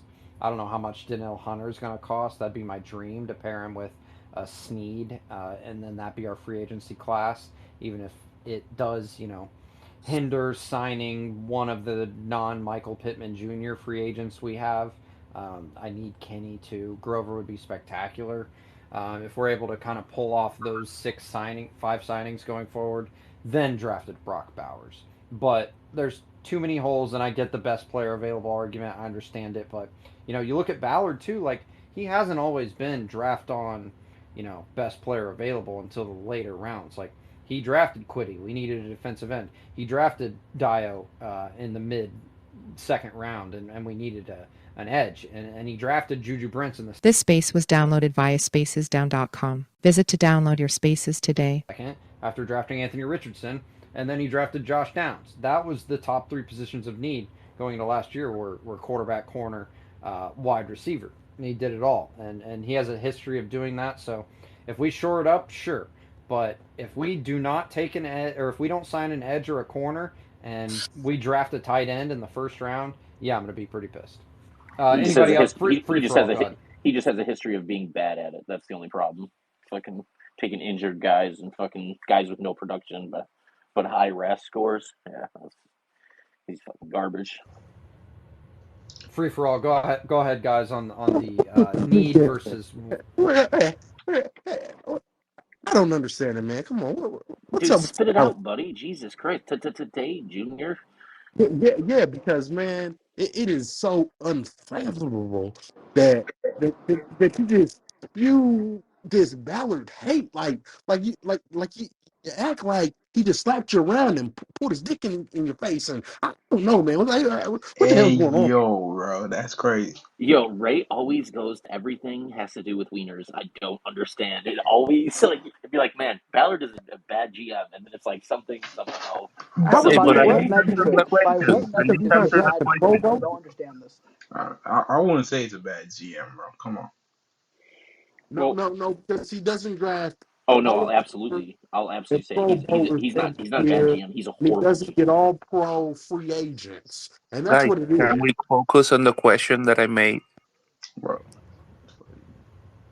Remind the people, Augustine. Went off the rails there, Yeah. and then we'll I do just around the wanted to horn. know, like, if the idea of picking, Brock Bowers in the first round, do you think it might be correct for the Colts to do, or do we have enough talent on the tight end room that we have? man, Those Steichen scheme, Steichen offensive scheme doesn't use tight end much. That wouldn't be a need, or uh, do you think like there's more tight ends on this draft class that we'll be able to get a reliable one on later rounds? Yeah, Or no, our defense is way too bad. Like we like look at the 3 of the 4 remaining player teams in the playoffs.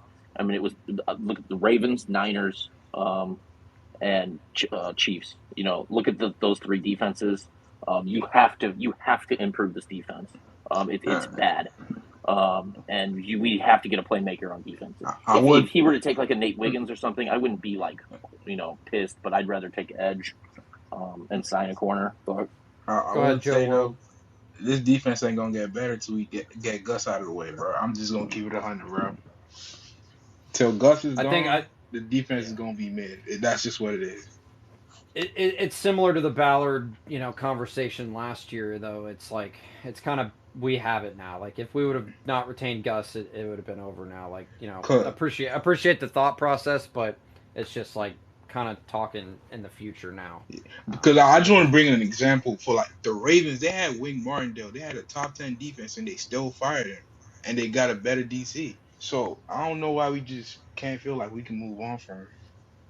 Yeah, it is a Steichen decision, and we can get back to that. I think Brock had his hand up next for Augustine's question of what would it take for you to be comfortable drafting a tight end in the first round. Obviously, in this case, Bowers, contingent on him falling to 15 or even trading up for him. Brock, go ahead. I mean, if he's there at 15, then presumably some of the other positions that we want to address went above him. Like, this is a nuanced question: who's on the board? If Bowers is there, and does that mean the edges are like if we sign a corner and the top this is a top heavy edge class. If the top three edges are gone, which we don't know if that could happen, the Bears need one, the Falcons need one. I mean, the Raiders, the Broncos, like all these teams could use an edge. If all of them are gone and Bowers falls, like if that's the best player available, you take him. Like you don't force a need, especially in round one, because the Colts are not one player away on offense or defense of being a contender, unless Richardson all of a sudden is an MVP next year. Like, so you just take now I wouldn't trade up for Bowers, absolutely not. But if he's there at 15, it's likely the other positions were taken ahead of you, and then you just take the best player available. Yeah, good thoughts there. Let's get CJ Colts fan in. He hosts the Tuesday Horseshoe Mob podcast as well as is a part of AFC South Fan Battle podcast. CJ, the question Augustine raised is, what would it take for you to be comfortable drafting a tight end in the first round? And then feel free to bring up whatever other topic or thoughts you have. CJ Colts fan, thanks for coming back on. Yeah, appreciate you. Um, I mean, honestly, if he's there at 15, cool. Um, However, if he's there and one of those pass rushers just happens to be there also, I mean, I'm gonna say lean towards the pass rush because I don't think that there's any scenario where we absolutely need to or have to have a Brock Bowers more so than anything else. I mean, he would absolutely be fantastic, but we know exactly what it comes down to with this team. We know what this team has been able to do on offense. And I mean, having an offense that can move a little bit, having AR for a full year will probably make a difference with the offense as well, because it's going to add another dimension onto that offense also. I I get the hype behind trying to go after Brock Bowers, but also at the same time, people saying we need to trade up to 8 and then making up a lot of, let's just call it unrealistic scenarios to get into the top 10 to draft him. To me, it's just like that would be a waste. And I mean, and also, let's be honest, going into the top 10, possibly close to the top 5, means that you're potentially going to have to give up either a lot of draft capital in this draft that's looking like it could be deep in multiple positions, and then or you're giving up a first round next year where you don't even know what the draft class looks like, but you know that you're potentially going to go ahead and be forfeiting because you believe that this needs to happen now, and then we can absolutely do that. Like, it doesn't make sense to go ahead and do that. Like I said, if he's there, cool. I mean, if he's the best available player, and we know, like, let's just say guys like Latu, guys like Verse, like one of those pass rushers aren't available, then cool. Okay, that's fine. But the thing is, it's like I said, if he's there at 15, take him, cool. But if we have pass rushers there also, I don't think it would be smart to get him over any pass rusher because we know what we need with this team. Like, we know that this team has played inconsistent. We know that, especially in the trenches, they played well, and everybody likes to throw the stats out there and everything. But in reality, I mean, we played inconsistent, and we played inconsistent in a lot of games where it mattered. So I mean, doing that, like just ignoring defense. Like, let's just say we don't get a pass rusher in free agency. We end up taking Brock Bowers. Okay, fantastic. The offense looks good. But then we're going to be that much further out when it comes to that defense, where we know that Gus Bradley is going to play those heavy cover 3 zones. And if we don't end up getting a corner either, then we're going to run into this year with the same issues that we had this past year. And I don't see just automatically just saying, yes, this offense is going to be fantastic. and then looking at the defense and saying, well, you know what, we just gotta, guys just have to play in position and we have to hope for this. No, we don't need that. Get somebody who's going to be in at pass rush, who's going to force somebody like Quiddy Pay's hand because he's in that fourth year. So he's either he's gonna have a make or break year. I don't even think they've picked up any options or anything for him either. So he's going to have to show up. But the thing is, if you just leave him there and there's nobody behind him, what motivation or what type of fire is that going to be for him to say, oh man, I really need to play my butt off this year, otherwise I'm going to be out of a job, other than to go ahead and go after a pass rusher and then say, oh, I'm on the hot seat. Like, that's what we need to do. Like, this defense needs to be a lot better. Because I mean, we had times where it's just like offensively, we actually we did decent this year. But then there was times where it's just like the defense just could not get a stop. And that's especially in the secondary. I get what everybody's saying in regards to, oh yeah, well, you know what, Dallas Flowers was out for the year. But the thing is, we were going off of hoping that Dallas Flowers was going to turn into that guy without even necessarily seeing that he was that guy beforehand. And so, like I said, there's a lot of different moving pieces that we need to handle. But like I said, I get the Brock Bowers talk, but the thing is, he's not going to be the guy that's automatically going to just completely elevate this team to levels that we all expect them to be able to go to. So, Yeah, so within that reasoning, then, would you assess that then, like, the tight end group that we have, it's like okay, or like the Steichen scheme doesn't use tight end enough that we don't see tight end as a need. Well, so the thing is, it's not necessarily that Steichen's system doesn't necessarily use tight end enough. I mean, if we're being completely real, we ended the year with two tight ends on the roster. Woods didn't play all year, and what's his I even forgot about him for that nonsense. But what's the name? Ogletree. Ogletree ended up not being able to play at all. So we ended up having two guys. We had Granson and we had Mallory on and off. And so, I mean, I don't like, to me personally, I feel like when it comes to a tight end, like I said, I'm not taking anything away from Brock Bowers' talent. I'm not in any way, shape, or form. But the thing is, I do feel like Shane wants to implement a tight end system, but I feel like he absolutely could potentially look into a place like free agency, see something there that he would need, because when it comes to tight end is going to be a helpful, but the thing is, we're looking for somebody who can pass catch, but who can also block to a certain extent.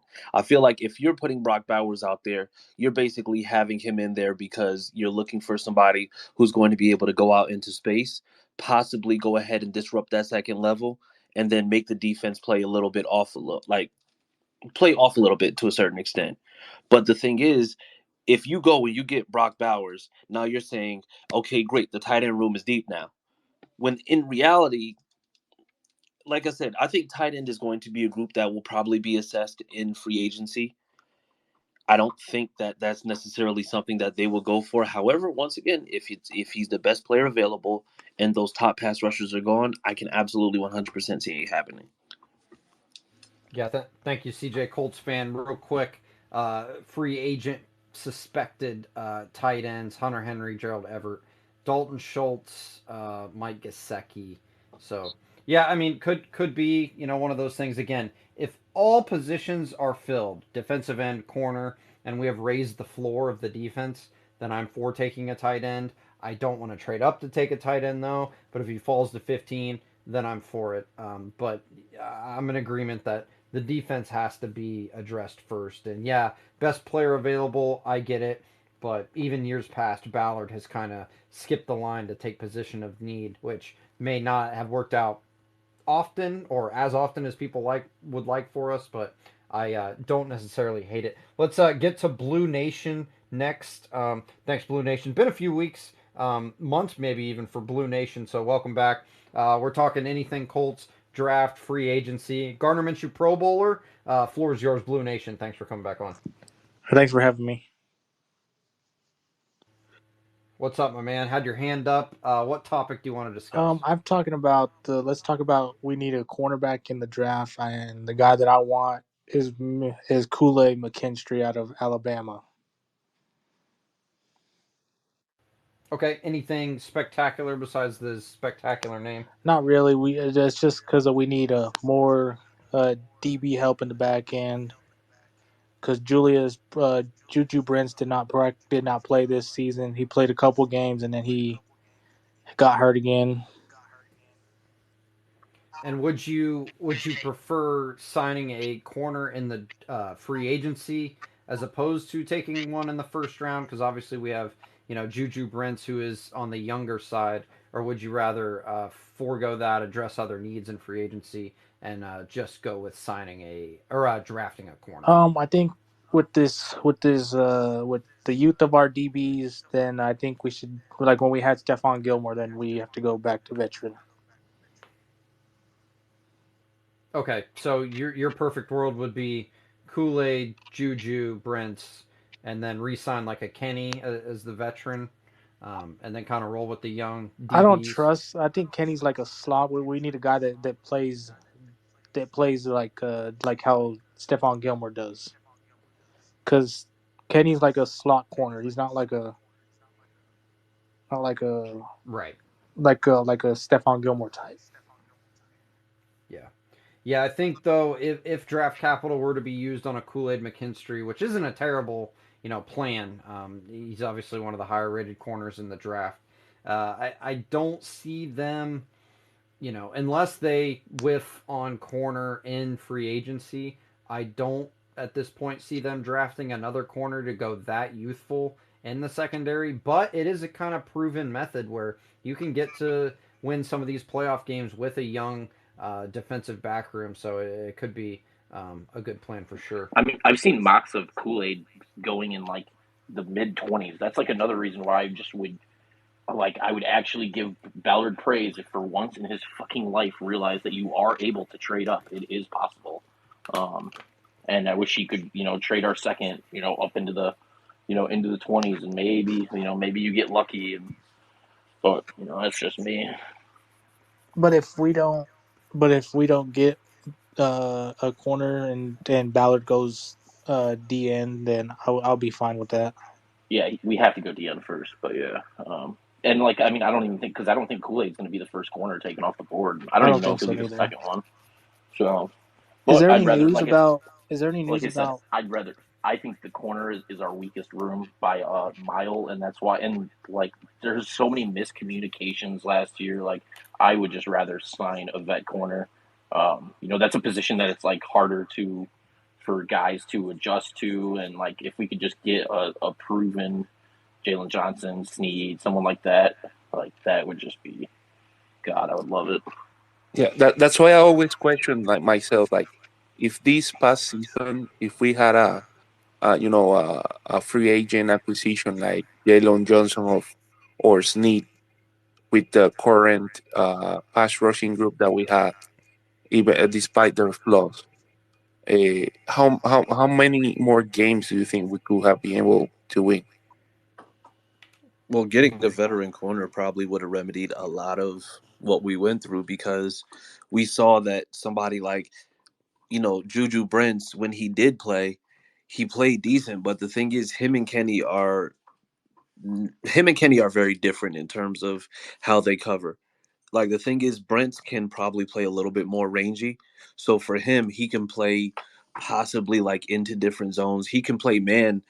To me personally, I think he plays man like better than he played zone.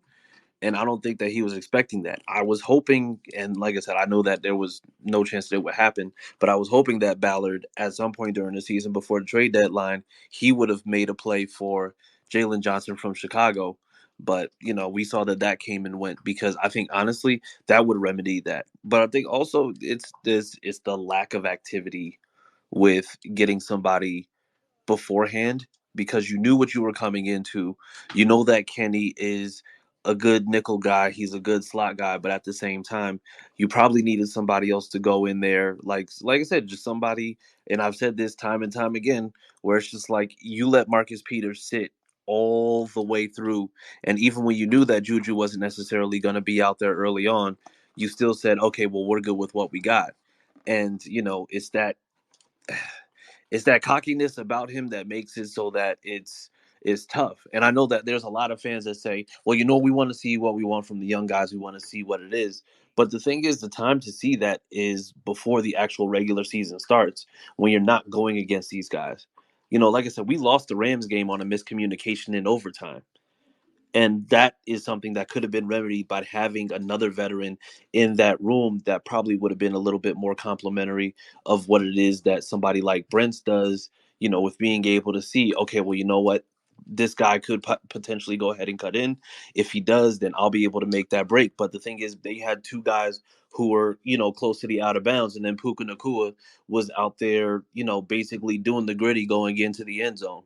So it's like I said, it's I don't want to, and I know that Ray Love, I know that's his guy, but it's just like, we need to stop sitting there and saying, oh yeah, we absolutely need to go ahead and rely on Baker. We need to rely on this. No, we need to go ahead. If they're rookies, then okay, I get it. Put them out there, see what you're gonna get.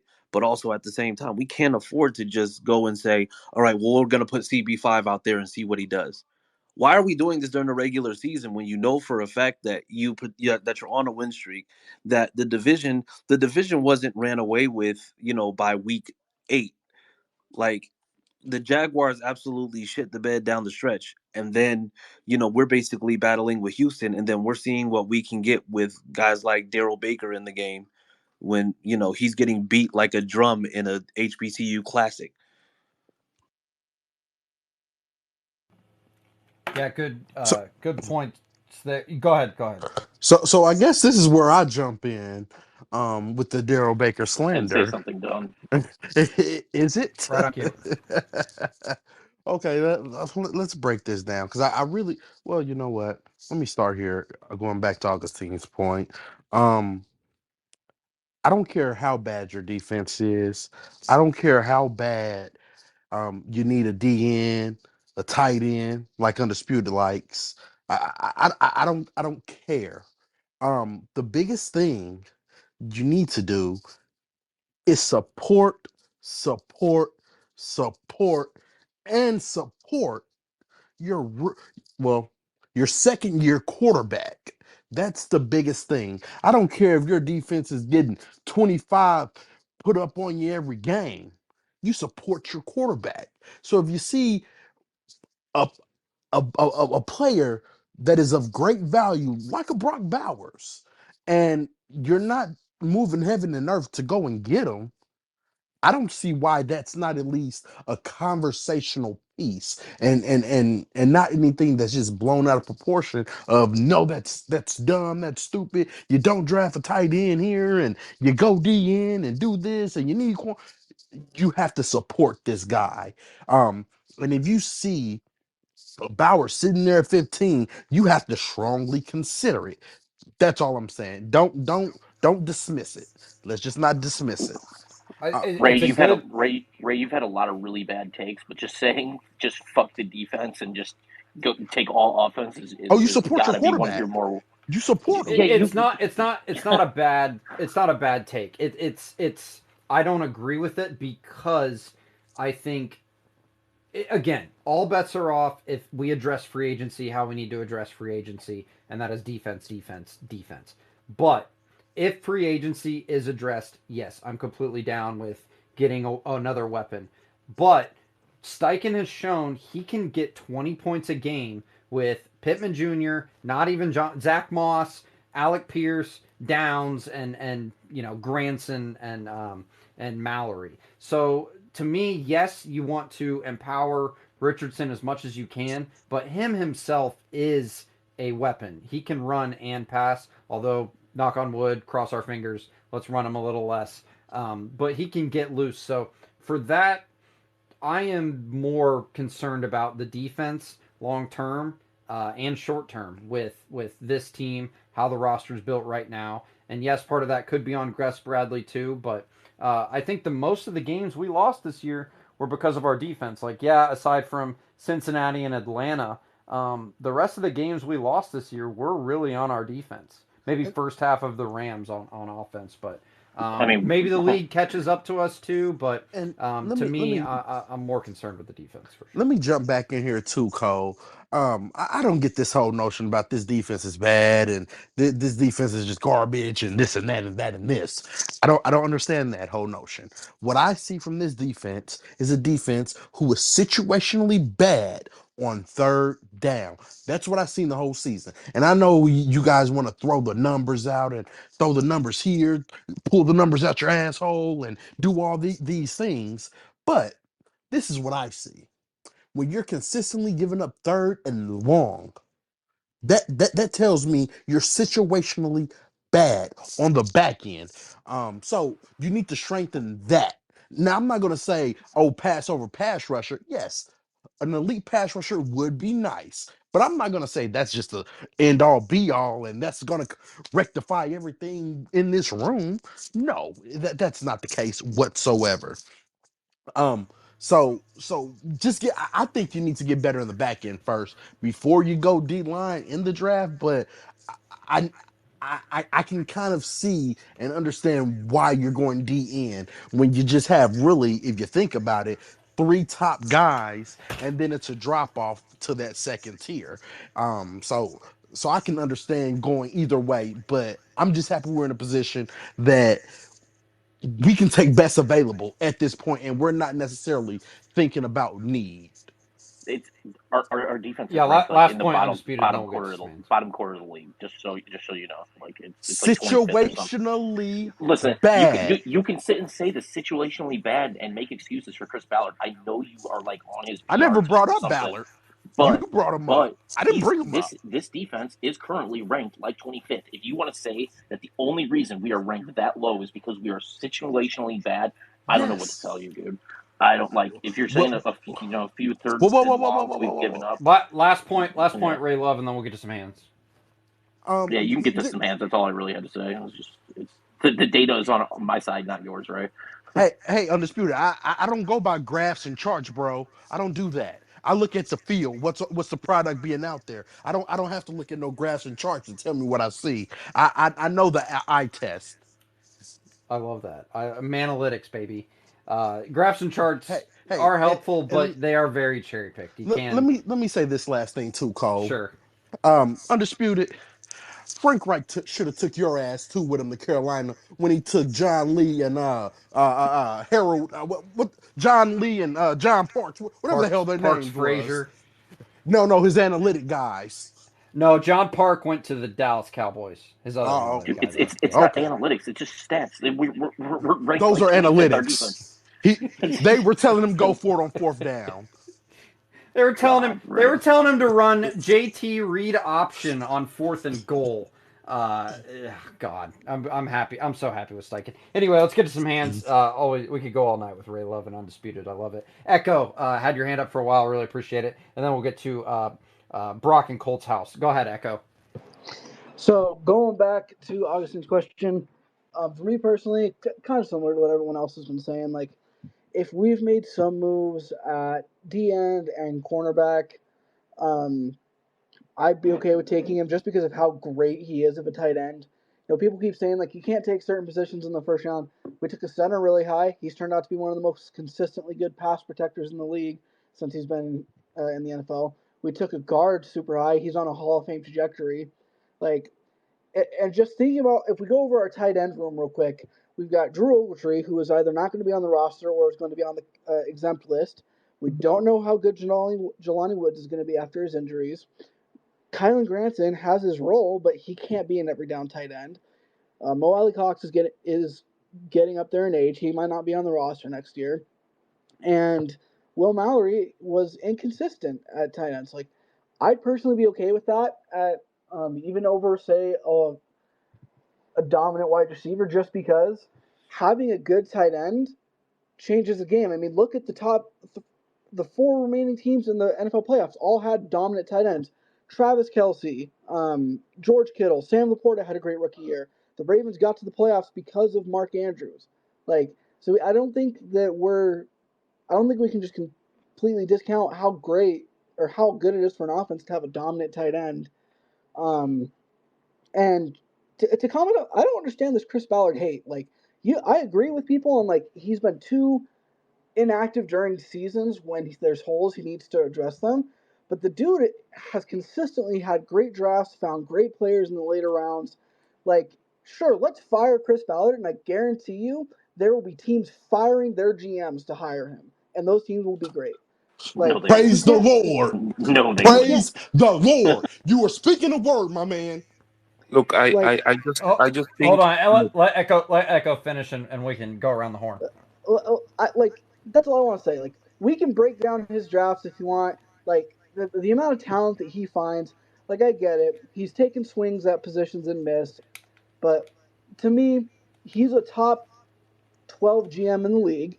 If you The only reason you find him lower is if you disagree with how he handles free agency and in season And drafting. acquisitions. But no, you're just wrong. You're just a hater. It's okay. I mean, we can go over it Hold on, sometime. We could undisputed. do a Let him separate debate. finish.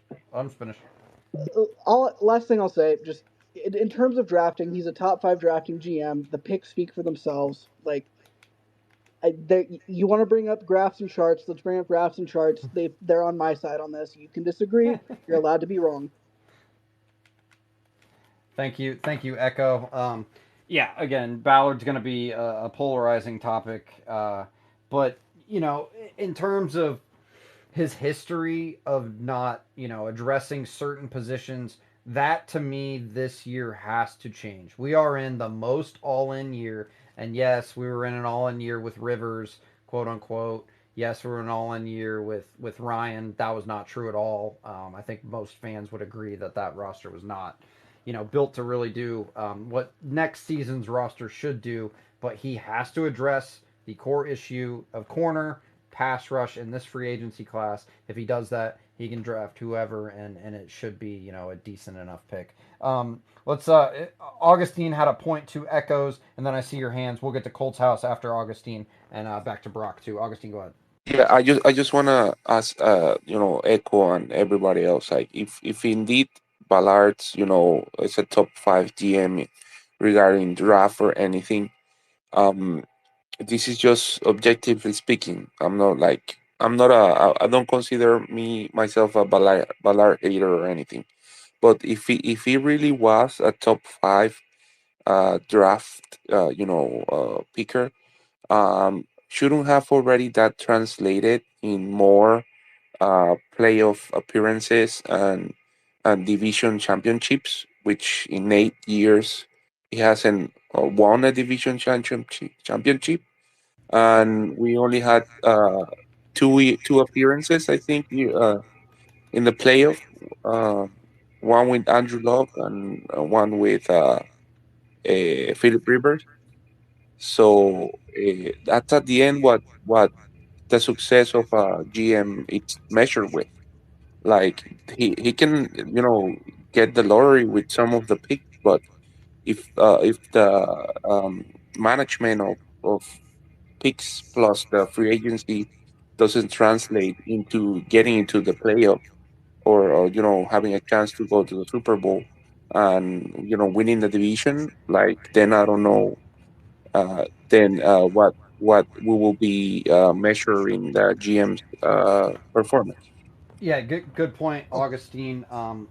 Personally, I was like 60-40 keep Ballard, and only called for his job once, and that was after I melted down live on a Twitter space after the, was it the Houston tie last year? I really melted down. But aside from that, like, I know I'm going to get crucified maybe for this, maybe not. He's been so unlucky with his quarterbacks.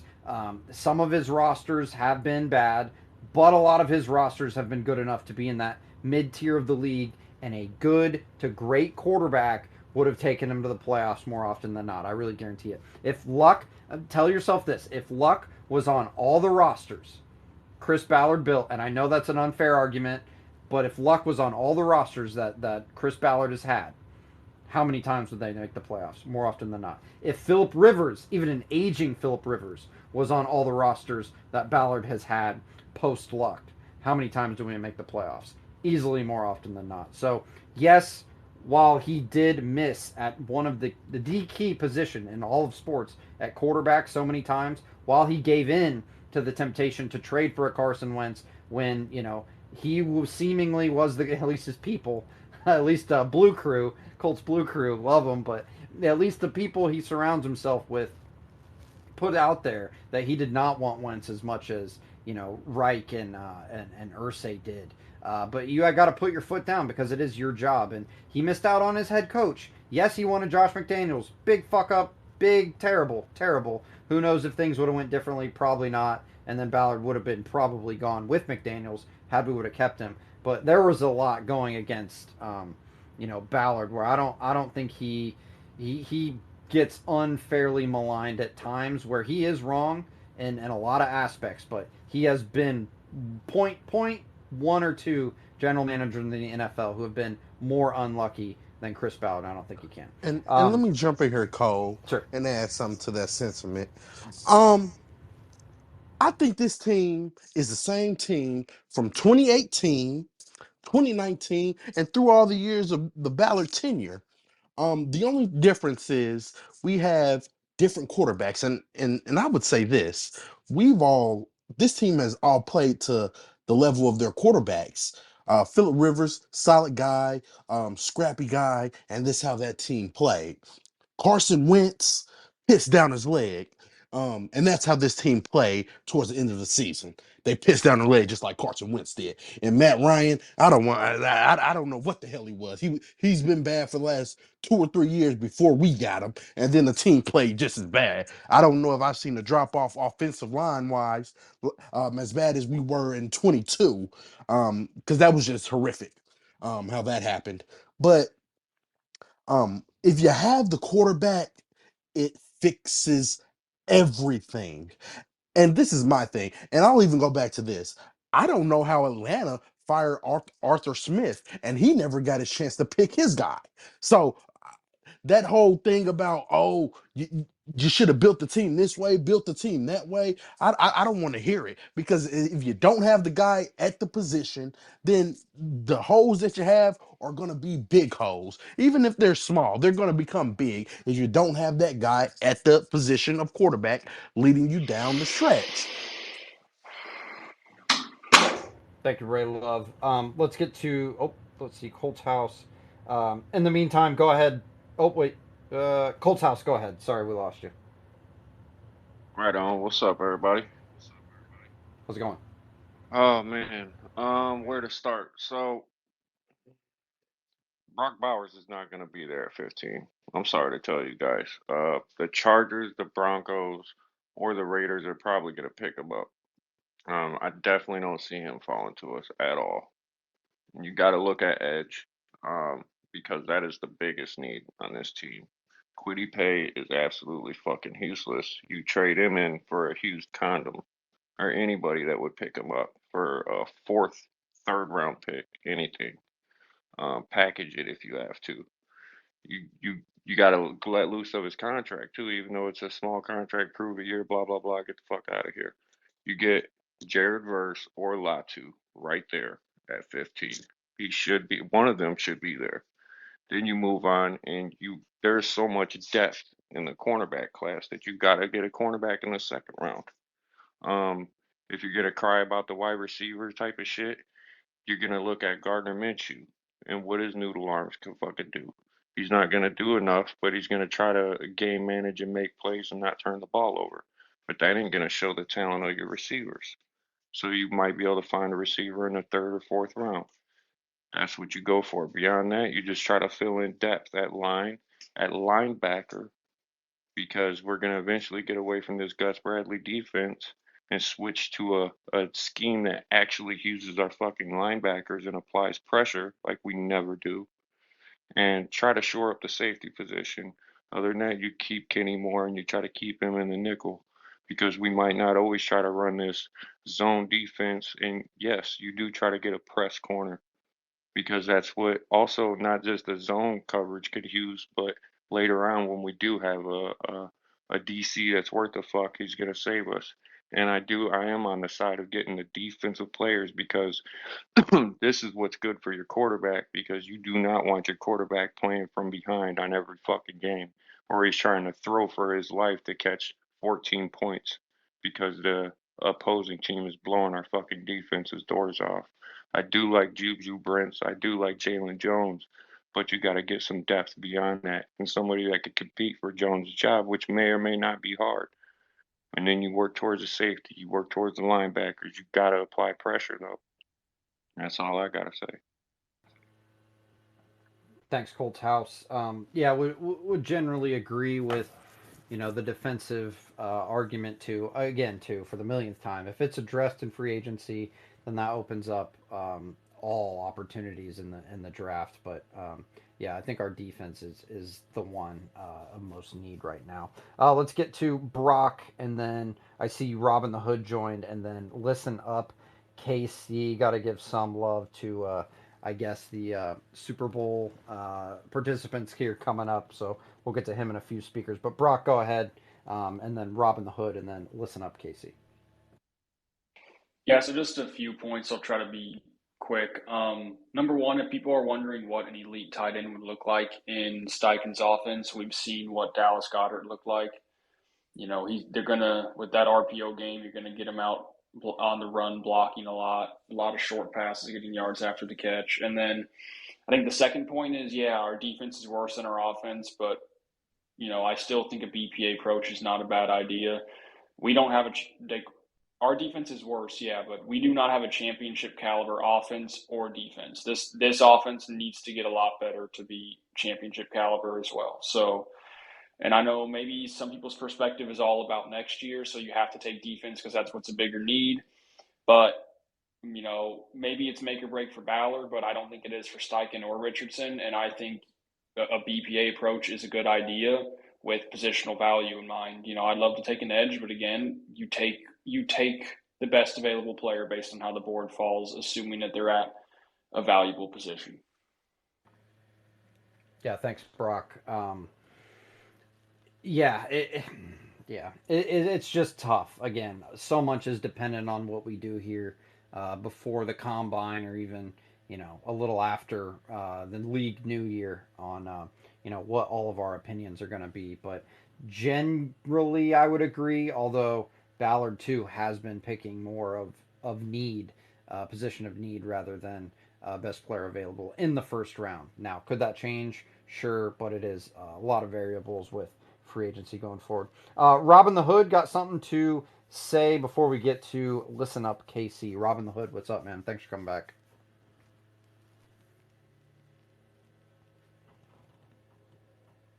Robin the Hood, got anything for us, or we will go to listen up, KC. Feel free to chime in.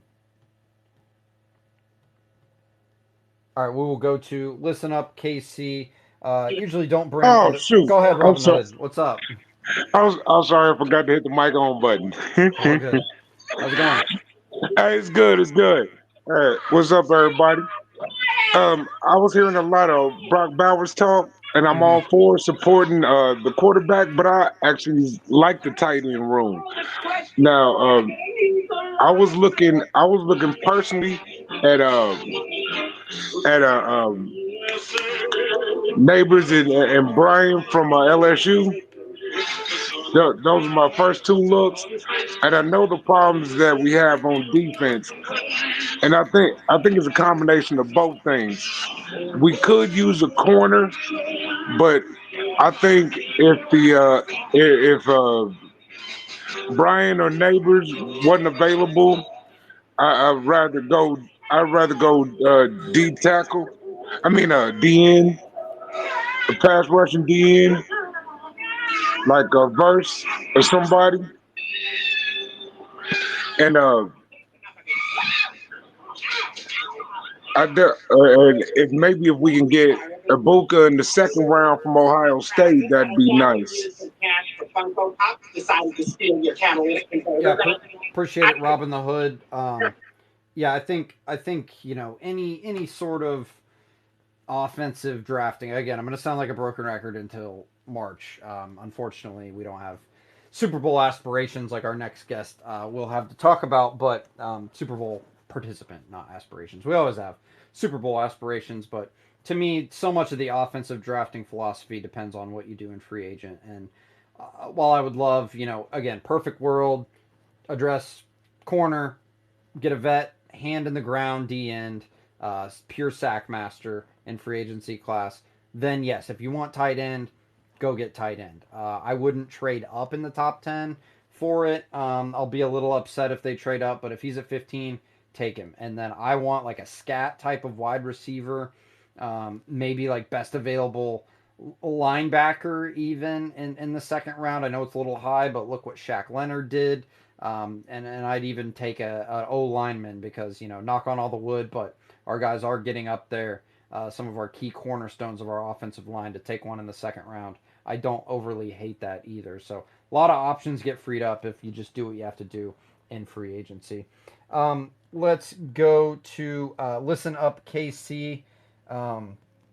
Been on before. Usually I don't allow not allow, but don't, bring up fans from other fan bases. But you are in the Super Bowl.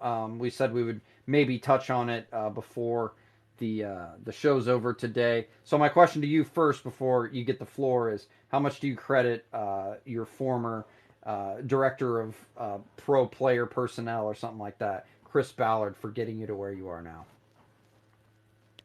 Yeah, thank you. I appreciate it. I think he deserves a decent amount of credit because, he helped lay the foundation for the team that we have. Now we have had a good amount of turnover since he's been gone, but he was a part of Chris Jones. He was a part of Mahomes. He was a part of Travis Kelsey. He started us. He helped start us out on this run, being a part of John Dorsey's staff, who drafted for Hall of Famers. And you can argue that Mahomes, Kelsey, Tyreek Hill are top five all time at their positions. And Chris Jones, if he continues on this pace, he will be arguably top 10 when you look at the stats. So you guys should be encouraged with Chris Ballard. And that's why I came up. I mean, when you look at your team, I hear people talking about championship aspirations for the Colts. I think that's the wrong mindset. And I say that because, we went through the development of Mahomes, right? And if we go back to 2018, nobody expected Mahomes to do what he did. The only focus that we had, and Andy Reid talked about, was developing the quarterback. That was his major focus. And you guys should go back and watch some of the 2018 training camp press conference where Andy Reid and Chris Ballard was there. The sole focus was making sure that Patrick Mahomes was supported for his development. And that's what you have to do with Richardson. Now, I'll say this: Shane Steichen's stock, in my opinion, league-wide, has risen substantially because when you saw how the Philadelphia Eagles fell apart offensively and as a team after he left, that should tell you how good Shane Steichen is. And you could argue that they should have fired Sirianni and hired Shane Steichen to be the head coach of the Eagles. He was the Eagles' offense that led them to the Super Bowl. So you have the right guy in the driver's seat. It's just now he has to focus on making sure that from a technical perspective and mental perspective, Anthony Richardson is progressing. You guys need to go in this draft prioritizing any help that Anthony Richardson needs. Because the thing about it is, when you have a franchise quarterback, you can always build up your defense. When Patrick Mahomes, 2018, his first year starting, he had the 31st ranked defense at the end of the year. And then the Chiefs slowly built up their defense as time went on. So you guys can do that, but you got to make sure you have the right pass catchers, the right offensive line, and the right running backs. Obviously, you have Jonathan Taylor, so that's not an issue because Richardson gaining reps with quality players around him speeds up development. And if I was a Colts fan, that's the only thing I would be talking about, to be quite honest with you. You could win a championship next year. I'm not going to say you can't, but I would say that the focus should be Anthony Richardson because when you look at the landscape of the AFC, it's become quite clear. You saw what happened to Lamar Jackson on Sunday. The man can't throw. He can't be dependent on carrying the team solely his arm. But we've seen Shane Steichen arguably have Jalen Hurts have one of the great playoff performances with the throw and run in the Super Bowl history. So you're going to have to go through Mahomes. You're going to have to go through Josh Allen. You're going to have to go through Burrow, CJ Stroud, all these guys. Herbert with John Harbaugh now. So getting Anthony Richardson in a place to where he can potentially become a Josh Allen like player has to be the conversation in Indianapolis. And please, somebody, if anyone disagrees with me, please chime in.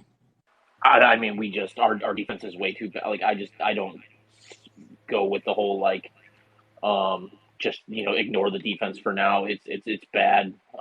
Steichen's shown that he can what he can do with these guys. So like I just don't. And I mean, my thing has been this is such a deep receiver class anyway. That the focus should be the defense in the first. We don't really have any playmakers on defense really. I mean, if you think about it, we have Buckner. That's about it. Uh, so I just won't. I can't do on the um, ignore defense when it's already this bad. If we don't do something, it's just going to get worse to me. Yeah, I would just piggy out again. Appreciate your thoughts. Listen up, KC. I think our main point as fans who are kind of on the side of break the bank to sign defense this free agency and or draft is he's on his rookie contract. We've seen what Steichen can do, scheme up with Gardner Minshew with lesser talent. Mostly just saying that because JT was hurt the first 5 weeks of the season, and then again broke his thumb down the stretch. So yes, I think a lot of us are in agreement that while it would be great to get that tight end, one, I don't know or think he'll drop to us. I wouldn't mind a wide receiver. I'd like a more top end talent wide receiver to trade up if we're going to go that route, which I'd be fine with. But I think we're mostly concerned about the defense because of how talented, Steichen is at calling plays and how, much that he can make out of a little. Now, I'm not saying, it needs to be disregarded because, like you saw, you know, you need Mahomes needed Kelsey and Hill before he got to where he is now. Where yes, he still has Kelsey, but he can take on like a Valdez Scantling, or God forbid, what's your other guy's name? Tony. I think he's been benched for a while though, right? Yeah, Um, you could just say Kelsey, yeah, Rasheed Rice, the rookie, but the yeah, rest are Rice. bum. Yeah, right. Rice is solid. So I think we trust enough where we need to address the elephant in the room of we've blown games because of the defense. The offense did cost us like 2 games the last 5-6 weeks of the season, but I think it's much more concerning on defense. While we get what you say, foster a young quarterback, but I think he's good enough with Taylor and Pittman and hopefully a mid to high draft pick going into next year. But yeah, it'd be And great to are have a you tight guys end going to too. for sure sign Pittman back? I think you Oh should, yeah, but oh yeah, we are. Yeah, I think There's I no think we would question. franchise tag him for the first time since 2013 when we franchised Pat McAfee. We're not letting him get out of the building. Yeah. So I got a Go ahead, Billy. question for KC. So are you telling me that the quarterback that we selected fourth overall to be the franchise guy, we need to support him just like Kansas City did Patrick Mahomes, and then everything else we can fill in because having a great quarterback is going to resolve a lot of issues that people are saying that are issues now. Am I catching that correctly? I just want to make sure. what I'm saying is that you have to look at this in a 3 to 4 year time span, like the life of the rookie deal. Um, in terms of progressing to be a championship team. The reality is that by year 4, you want to be in a position where you can reasonably and justifiably contend for a championship. But first, you have to have the development of the young quarterback to even be in the ball game because of the landscape of the AFC. I love Anthony Richardson. I think he has uh, uh, high ability and high possibility to be that great quarterback. But I think with any NFL quarterback, there has to be development and there has to be support to take some pressure off of them while they learn the NFL game, learn how to process different schemes. It just learn how to play the position at this level. And the thing about it is, like I gave the analogy of the Chiefs, and you can even use the Bills as well. In that, when you look at Josh Allen's first year, they had bums, they had nobody. Second year, they got some scrap heap free agents. Josh Allen played a little better, right?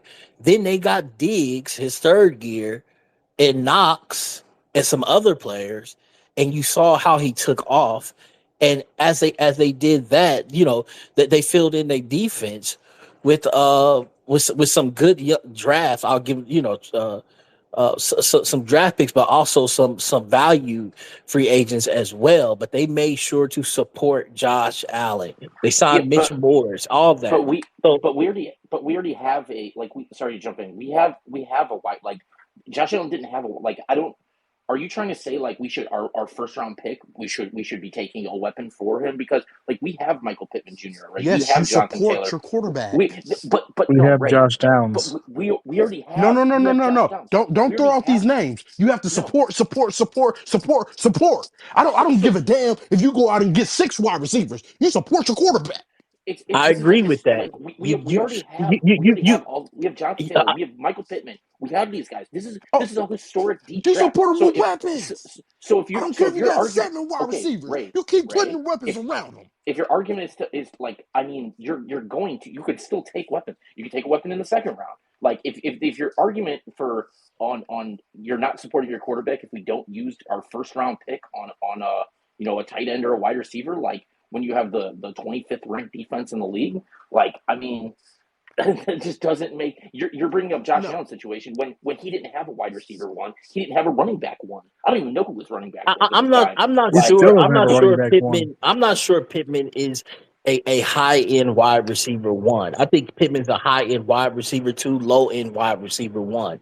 I think that when I look at your team, and keep in mind, I'm not like an expert at your team, but I think that you need to get as much high end players on the offensive side of the ball to thank you. expedite the development of the quarterback. That's all I'm saying.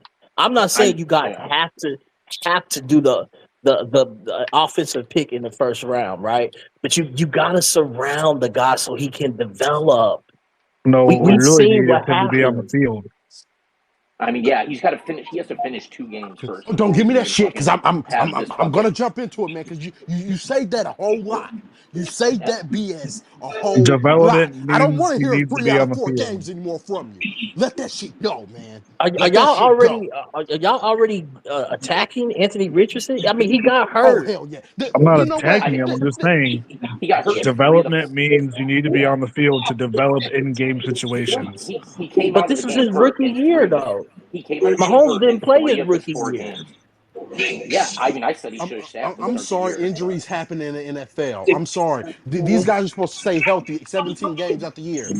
Three out of That's four the games. mindset. I'm Three out sorry. of four games to get hurt Yeah, and come yeah, out of the yeah. game. It happens. It happens. A guy landed on his damn shoulder. Freak things happen in football. Aaron Rodgers went out the fourth play. Come on, man. Shit like this happens. Yeah, in Get his off his like back. 15th fucking year.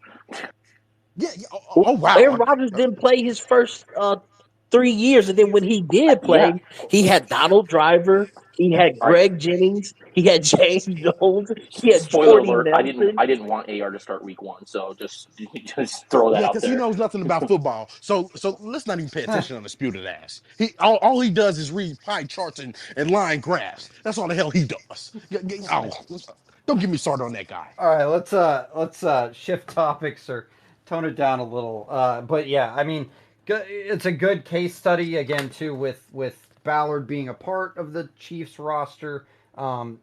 Hitting home runs late in the draft with Hill with Kelsey. You got to get have some luck in the draft, and I think Ballard is good enough at creating some luck in the draft where I don't I think Ballard is good enough at the back end of the draft to identify pieces that fill the roster. And for that, we really like him. At the top end, there have been question marks virtually his whole tenure, where you cannot miss on these head coaching hires. He got Steichen right. He got McDaniels wrong. Reich was good for what it was, but he got McDaniels wrong. That's a loss. First round guys, like we can go down the list 50-50 at best for Ballard in terms of drafting in the first round. But he makes up for it in the late rounds. But now the rubber's starting to meet the road where he hasn't hit home runs late in the draft as he did early in his Colts career, where we are kind of a little worried.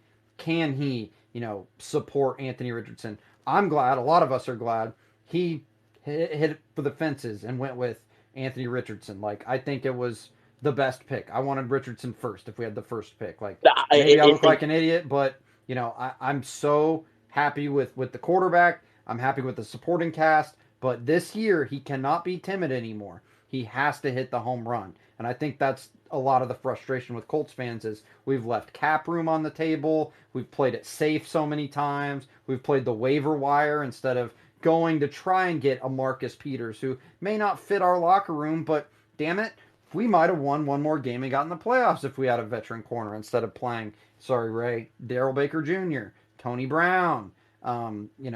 I think that's a lot of the frustration where the conversation comes. Hey, agree Cole, let's with be a you. little respectful to Daryl Baker. Come on now, Yeah, man. sorry, Let's be a little more respectful.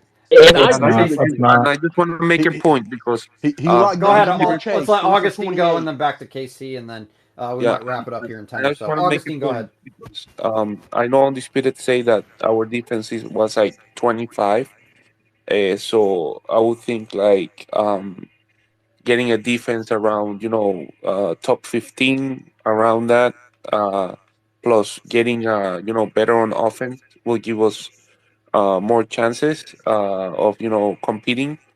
And I think one of the best example of that would have been the last Kansas City Chiefs Super Bowl champion, where they were ranked first on offense, and they were the 16th defense.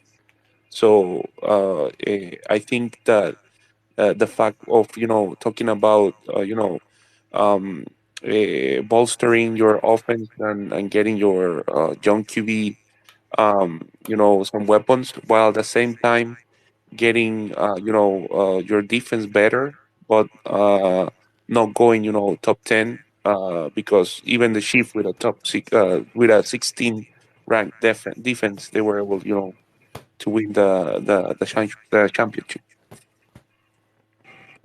Yeah, I mean, I love the Anthony Richardson pick. I love that you guys got him. He's an alien. He has the potential to be one of the best quarterbacks in the league. My thing is, you guys have to find out if he can be that. To Adam's point, and literally, worst person or undisputed's point. You got to find out if he can be that, which means you got to surround him with people that can help reveal whether he's the guy. And one thing is important to remember that Chris Jones was a second round pick. Travis Kelsey was a third round pick. Tyreek Hill was a fifth round pick. You can get great value in the draft. And I know Undisputed asked me, do you believe that we have to spend our first round pick on an offensive guy? No, but you need to invest in the offensive side of the ball throughout the draft with good value picks that hopefully turn into primetime players. Okay, yeah, then I But would we say have then maybe that. I was That's that. maybe I was We just already confused have, about yeah. this argument, like because I was like I didn't know if Ray I know wants us to take like I mean I just don't think we should take a Brock Bowers in the first round. I just literally don't. I mean there's all kinds this is historical for pass catchers. But I just didn't know. I know Ray is assuming it's we have to go offense first. Like I didn't know like if you're No, no, no, saying no. Let me not clear saying that we up. don't. Let me clear The, that the, up. the plan, I don't the think plan. so. When would the plan ever not be to surround him with talent? If there's guys, they're gonna. I'm sure they take a receiver. I don't think it's gonna be in the first round, but I'm sure they take a receiver. Like, so maybe I was just confused by this entire argument. Like, what the? I mean, I don't think that the plan was ever not to surround him with talent. But I just think that like I'm saying the with priority. edge, I'm saying the yeah. priority. I mean, Like the It, prior. Oh man, I yeah, I think don't it know. has been though. That's the weird thing with, probably you can relate a little bit. Kansas City can because Alex Smith like was a guy for a while, and then you get Mahomes and you build him up. We have been building around the quarterback position since Ballard got here, like, and we finally have the guy. I think a second or the year there was a second rounder on Pittman, second rounder taken on Taylor, and then going forward, obviously Richardson was the first rounder last year. Josh Downs in the third. We needed to address corner in the second. I don't think we're really being negligent in terms of not taking offensive talent. And again, who knows this year what can happen. I think the negligence has really been in the free agency. Just the scaredness or apprehension to swing big on a free agent. And again, we haven't been in the situation where we are a couple pieces away if the quarterback is there. Phil Rivers was one thing. He kind of pulled a decently good team to the playoffs, but we have never been more ready to be a few pieces away than we are now. And if we shore up defense in the free agency, then yes, go get a free agent wide receiver. But we have to address all four positions of need. Yeah. It has Hey, to be I got a corner question first and too, Cole. foremost, edge, wide receiver, and then maybe tight end. It's fourth I on the list to me, I mean, easily. you could really only do one of those. And I mean, we're not like if people think we're going to get like a Brian Burns, I mean, he's going to get like 130 million No, dollars. We don't we're have not. money We're for not going that. to get a premier edge. No. Yeah, you're only going to get you're like you could fix corner, you could sign a corner, but like I mean, we don't have a bazillion dollars to go spend if especially with re-signing Pitt, Grove, Kenny, and And that's And two, and part of our philosophy as fans growing up, I know a lot of us have been in the Manning era. It's what wins games. It was throwing to win, or throwing to score, running to win, which Steichen believes in, and getting to the quarterback. Freeney and Mathis, unreal, unreal. We got both of them at the same time. Unreal. We got Mathis in the fifth round out of Alabama A&M, but they could finish when it was passing downs. This defense is missing that final finishing element. They can sack the passer on 1st and 10 on a non obvious passing down, a 2nd and 5 non obvious passing down. But when it comes to 3rd and long, we have just had trouble getting there. And there have been, I can count the Houston game at the end of the year, the Browns game, the Saints game, even all of those. If we had a true Donnell Hunter type pass rusher, if Latu, if Verse is that guy who can end a drive for us, I think that matters more than getting another weapon for Anthony Richardson, because I think Anthony absolutely. Richardson and Shane Steichen are good enough to create weapons that are lower end, mid tier draft guys or free agents. Yes. And it's a Hey, passing league, and you need to get to the quarterback and put pressure on them. hey, I got a question for KC. I heard you say Chris Jones was a second round pick. And just by my knowledge of Chris Jones, he's a premier pass rusher. So I just want to know, you're saying it's possible to get premier pass rushers outside of the first round, right? I just want to get that clarified. I had said His, edge, so I already know where you're going with this. Edges don't generally go outside of the Oh, first oh, round. yeah, oh, oh, okay, edges now. Oh, okay. yeah, That's oh historically edges, he is correct, are typically first round picks, upper first round. Like even the yeah. bottom first round, the premium edges don't typically come from there. You can find a good one tech, three tech, D tackles in the second round, at worst the third round. So you can find that. But I mean, you to me, you guys won too much this year. You know, when I look when Anthony Richardson went down, my first thought was, well, and I don't mean this disrespectfully, but I thought I hope they lose as many games as possible so that they could get a high draft pick, for their young quarterback, so they can get more premium uh, draft slots for premium players. Now you guys won, which is great for Steichen. It shows he's a great coach, but you're picking lower in the draft. Yeah, welcome, KC. We have struck a nerve. No, it's I was the key proponent of playoffs at all cost. I think it's just better for the locker room, for the fans, for the culture. Selfishly, I'm a season ticket holder, so when I go, I want to win games. I get the argument, but you gotta go for playoffs because anything can happen. Yes, historically, the premier quarterbacks win the championships when you get into the playoffs, but man, why do you play the games if you're not there to win? Yeah, I get the draft pick talk, but man, yeah, we don't want I to mean, get look back into what the those Texans conversations. did by getting Will Anderson with CJ Stroud, and we saw how Will Anderson balled out this year. Well, Sure, they but have look at they look have a at GM David. who will they have a GM who will trade up. We don't. Yeah, So and look at respectfully, look at David Carr. Look at all the other quarterbacks they took. Deshaun Watson was good enough, but you never know what can happen. And then same with the Browns, the Jets. Like they continuously lose draft high, and what do they have to show for it? Like no offense, no offense to the Chiefs. Like the Chiefs were in that mid to lower end draft position for years, and then you finally hit a home run with Mahomes, and now you're going to contend with Brady when all's said and done for the most successful franchise of all time. So I just can't buy into the losing, and I forget. I always misattribute the quote, so I'm not even going to try to attribute, but it's losing. You cannot get. It is so hard to get losing culture outside of locker rooms. So when the Texans, tried to tank, things started to turn around when Lovie Smith was like, "We're not going to intentionally lose games." Things started to turn around for the Browns when they got Stefanski in there from a good, Minnesota years. Like that's when the culture changes. You have to change the culture in terms of do whatever it takes to win. And the Colts have been a winning franchise. Yes, Manning changed that for us, but it's just hard to just be like you got to lose or even structure your team to lose when so many millions of dollars and so many jobs are on the line. But appreciate it, everybody.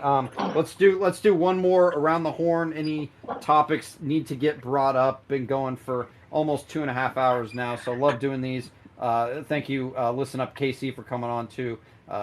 Good luck in the Super Bowl. We'll hope to see you in the AFC Championship next oh, year. But any around the horn, any last, just free for all, and then we'll get Cole, out of here in a few minutes. Yeah, go Cole, ahead. one because Yeah, I do. I know you're all about the Indiana guys. So obviously we can both push Braden Fisk. He's from Michigan City. So he's an Indiana boy. Um, yeah, so that's one of them. I forgot to tell you that earlier. Sweet. And we Get should him. draft Jordan Travis because he's better than they are anyway. So We don't want no Southern Indiana boys. Hey, that's it's northern. it's Michigan City is northwestern Indiana. Um, Yeah, yeah. Miss. My closing message Ba-ba-ba-bum. is you Colts fans, be encouraged, be hopeful because you guys are in the sweepstakes. Anthony Richardson, if he comes out and performs to his potential for a second year quarterback, you guys are in the upper echelon once again of NFL teams that can be contenders. So I'm going to be excited to see what he does this up and coming season. we got. I mean, I'll say it for he's got you, to finish 2 games KC. first. I'll say what you wanted to really say, but you don't want to say KC. He's a fucking Hall of Famer. Book it, goddamn it. Yeah, love it. Love it. Anybody else? Augustine, Robin the Hood, Adam. Before I do some closing thoughts and wrap this up. Look, Uh, I'll go ahead, all Augustine. oh yeah, thank you. All I just want to say, like, hoping Anthony Richardson can be healthy this next season. I think with the small amount of play that he had, he showed us, I think, a good promise of what he can do. And hoping he's able to stay healthy, and if by any case we get a weapon on the tight end group for with Brock Bowers. I think he might be surrounded, Michael Pittman, JT, and Bowers, and that will give him, all the weapons that he needs, and wouldn't be he shouldn't have any excuse at all of not performing, with those kind of firepower. Yeah. Sure. Well said, Augustine. Go ahead, Robin the Hood. Yeah, I think defense should be addressed in free agency. There's some good free agents out there. They cost less than offensive free agents, and I'm still thinking wide receiver. I'm still thinking support the quarterback. I'm with KC and my man's and my man's on that one. I'd rather support Richardson in the draft with receiver instead of Bowers. I think Bowers is a pipe dream, and we got enough we got enough tight end power to me. Thanks, Robin the Hood. Appreciate it. Let's get to Adam for last thought, and then I'll wrap up and we'll get out of here and save it to next Wednesday. Adam, last thought. We do need to address the defense. I would like Jared Verse for our first pick. Go in free agency for cornerback. And yes, you do surround Anthony Richardson with talent and all that stuff, but I believe with the skill set we have on offense and wide receiver Pierce, um, Pittman coming back, and then Jonathan Taylor and Josh Downs, maybe we need to sign an actual vet receiver instead of drafting another one to get that vet presence in there to help those guys. So I think our offense is good. I'm set on not drafting a tight end at all. And then last thing, I'm so happy I'm now officially a season ticket member, so I'll see everyone at the games this year. Love that, Adam. That's awesome. Can't wait to One, re-meet you in person yet again.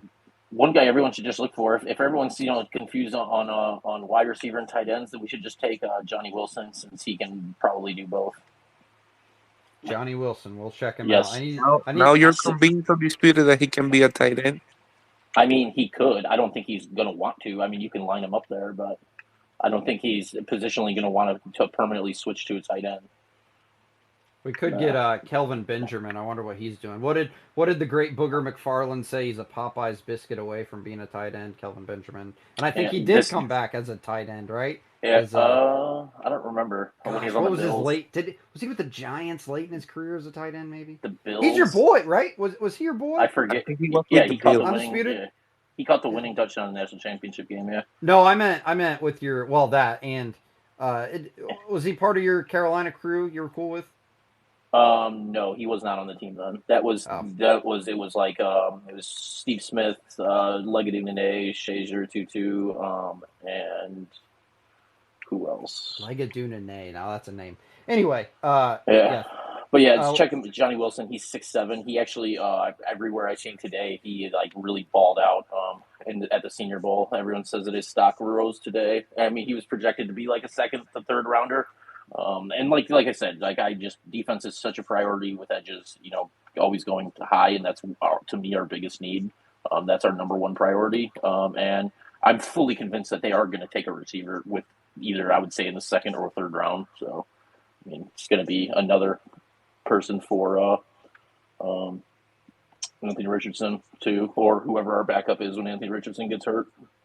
So thank you, Undisputed. We'll talk more next week. Oh, Ray Love, one last thought. Ray Love, go ahead.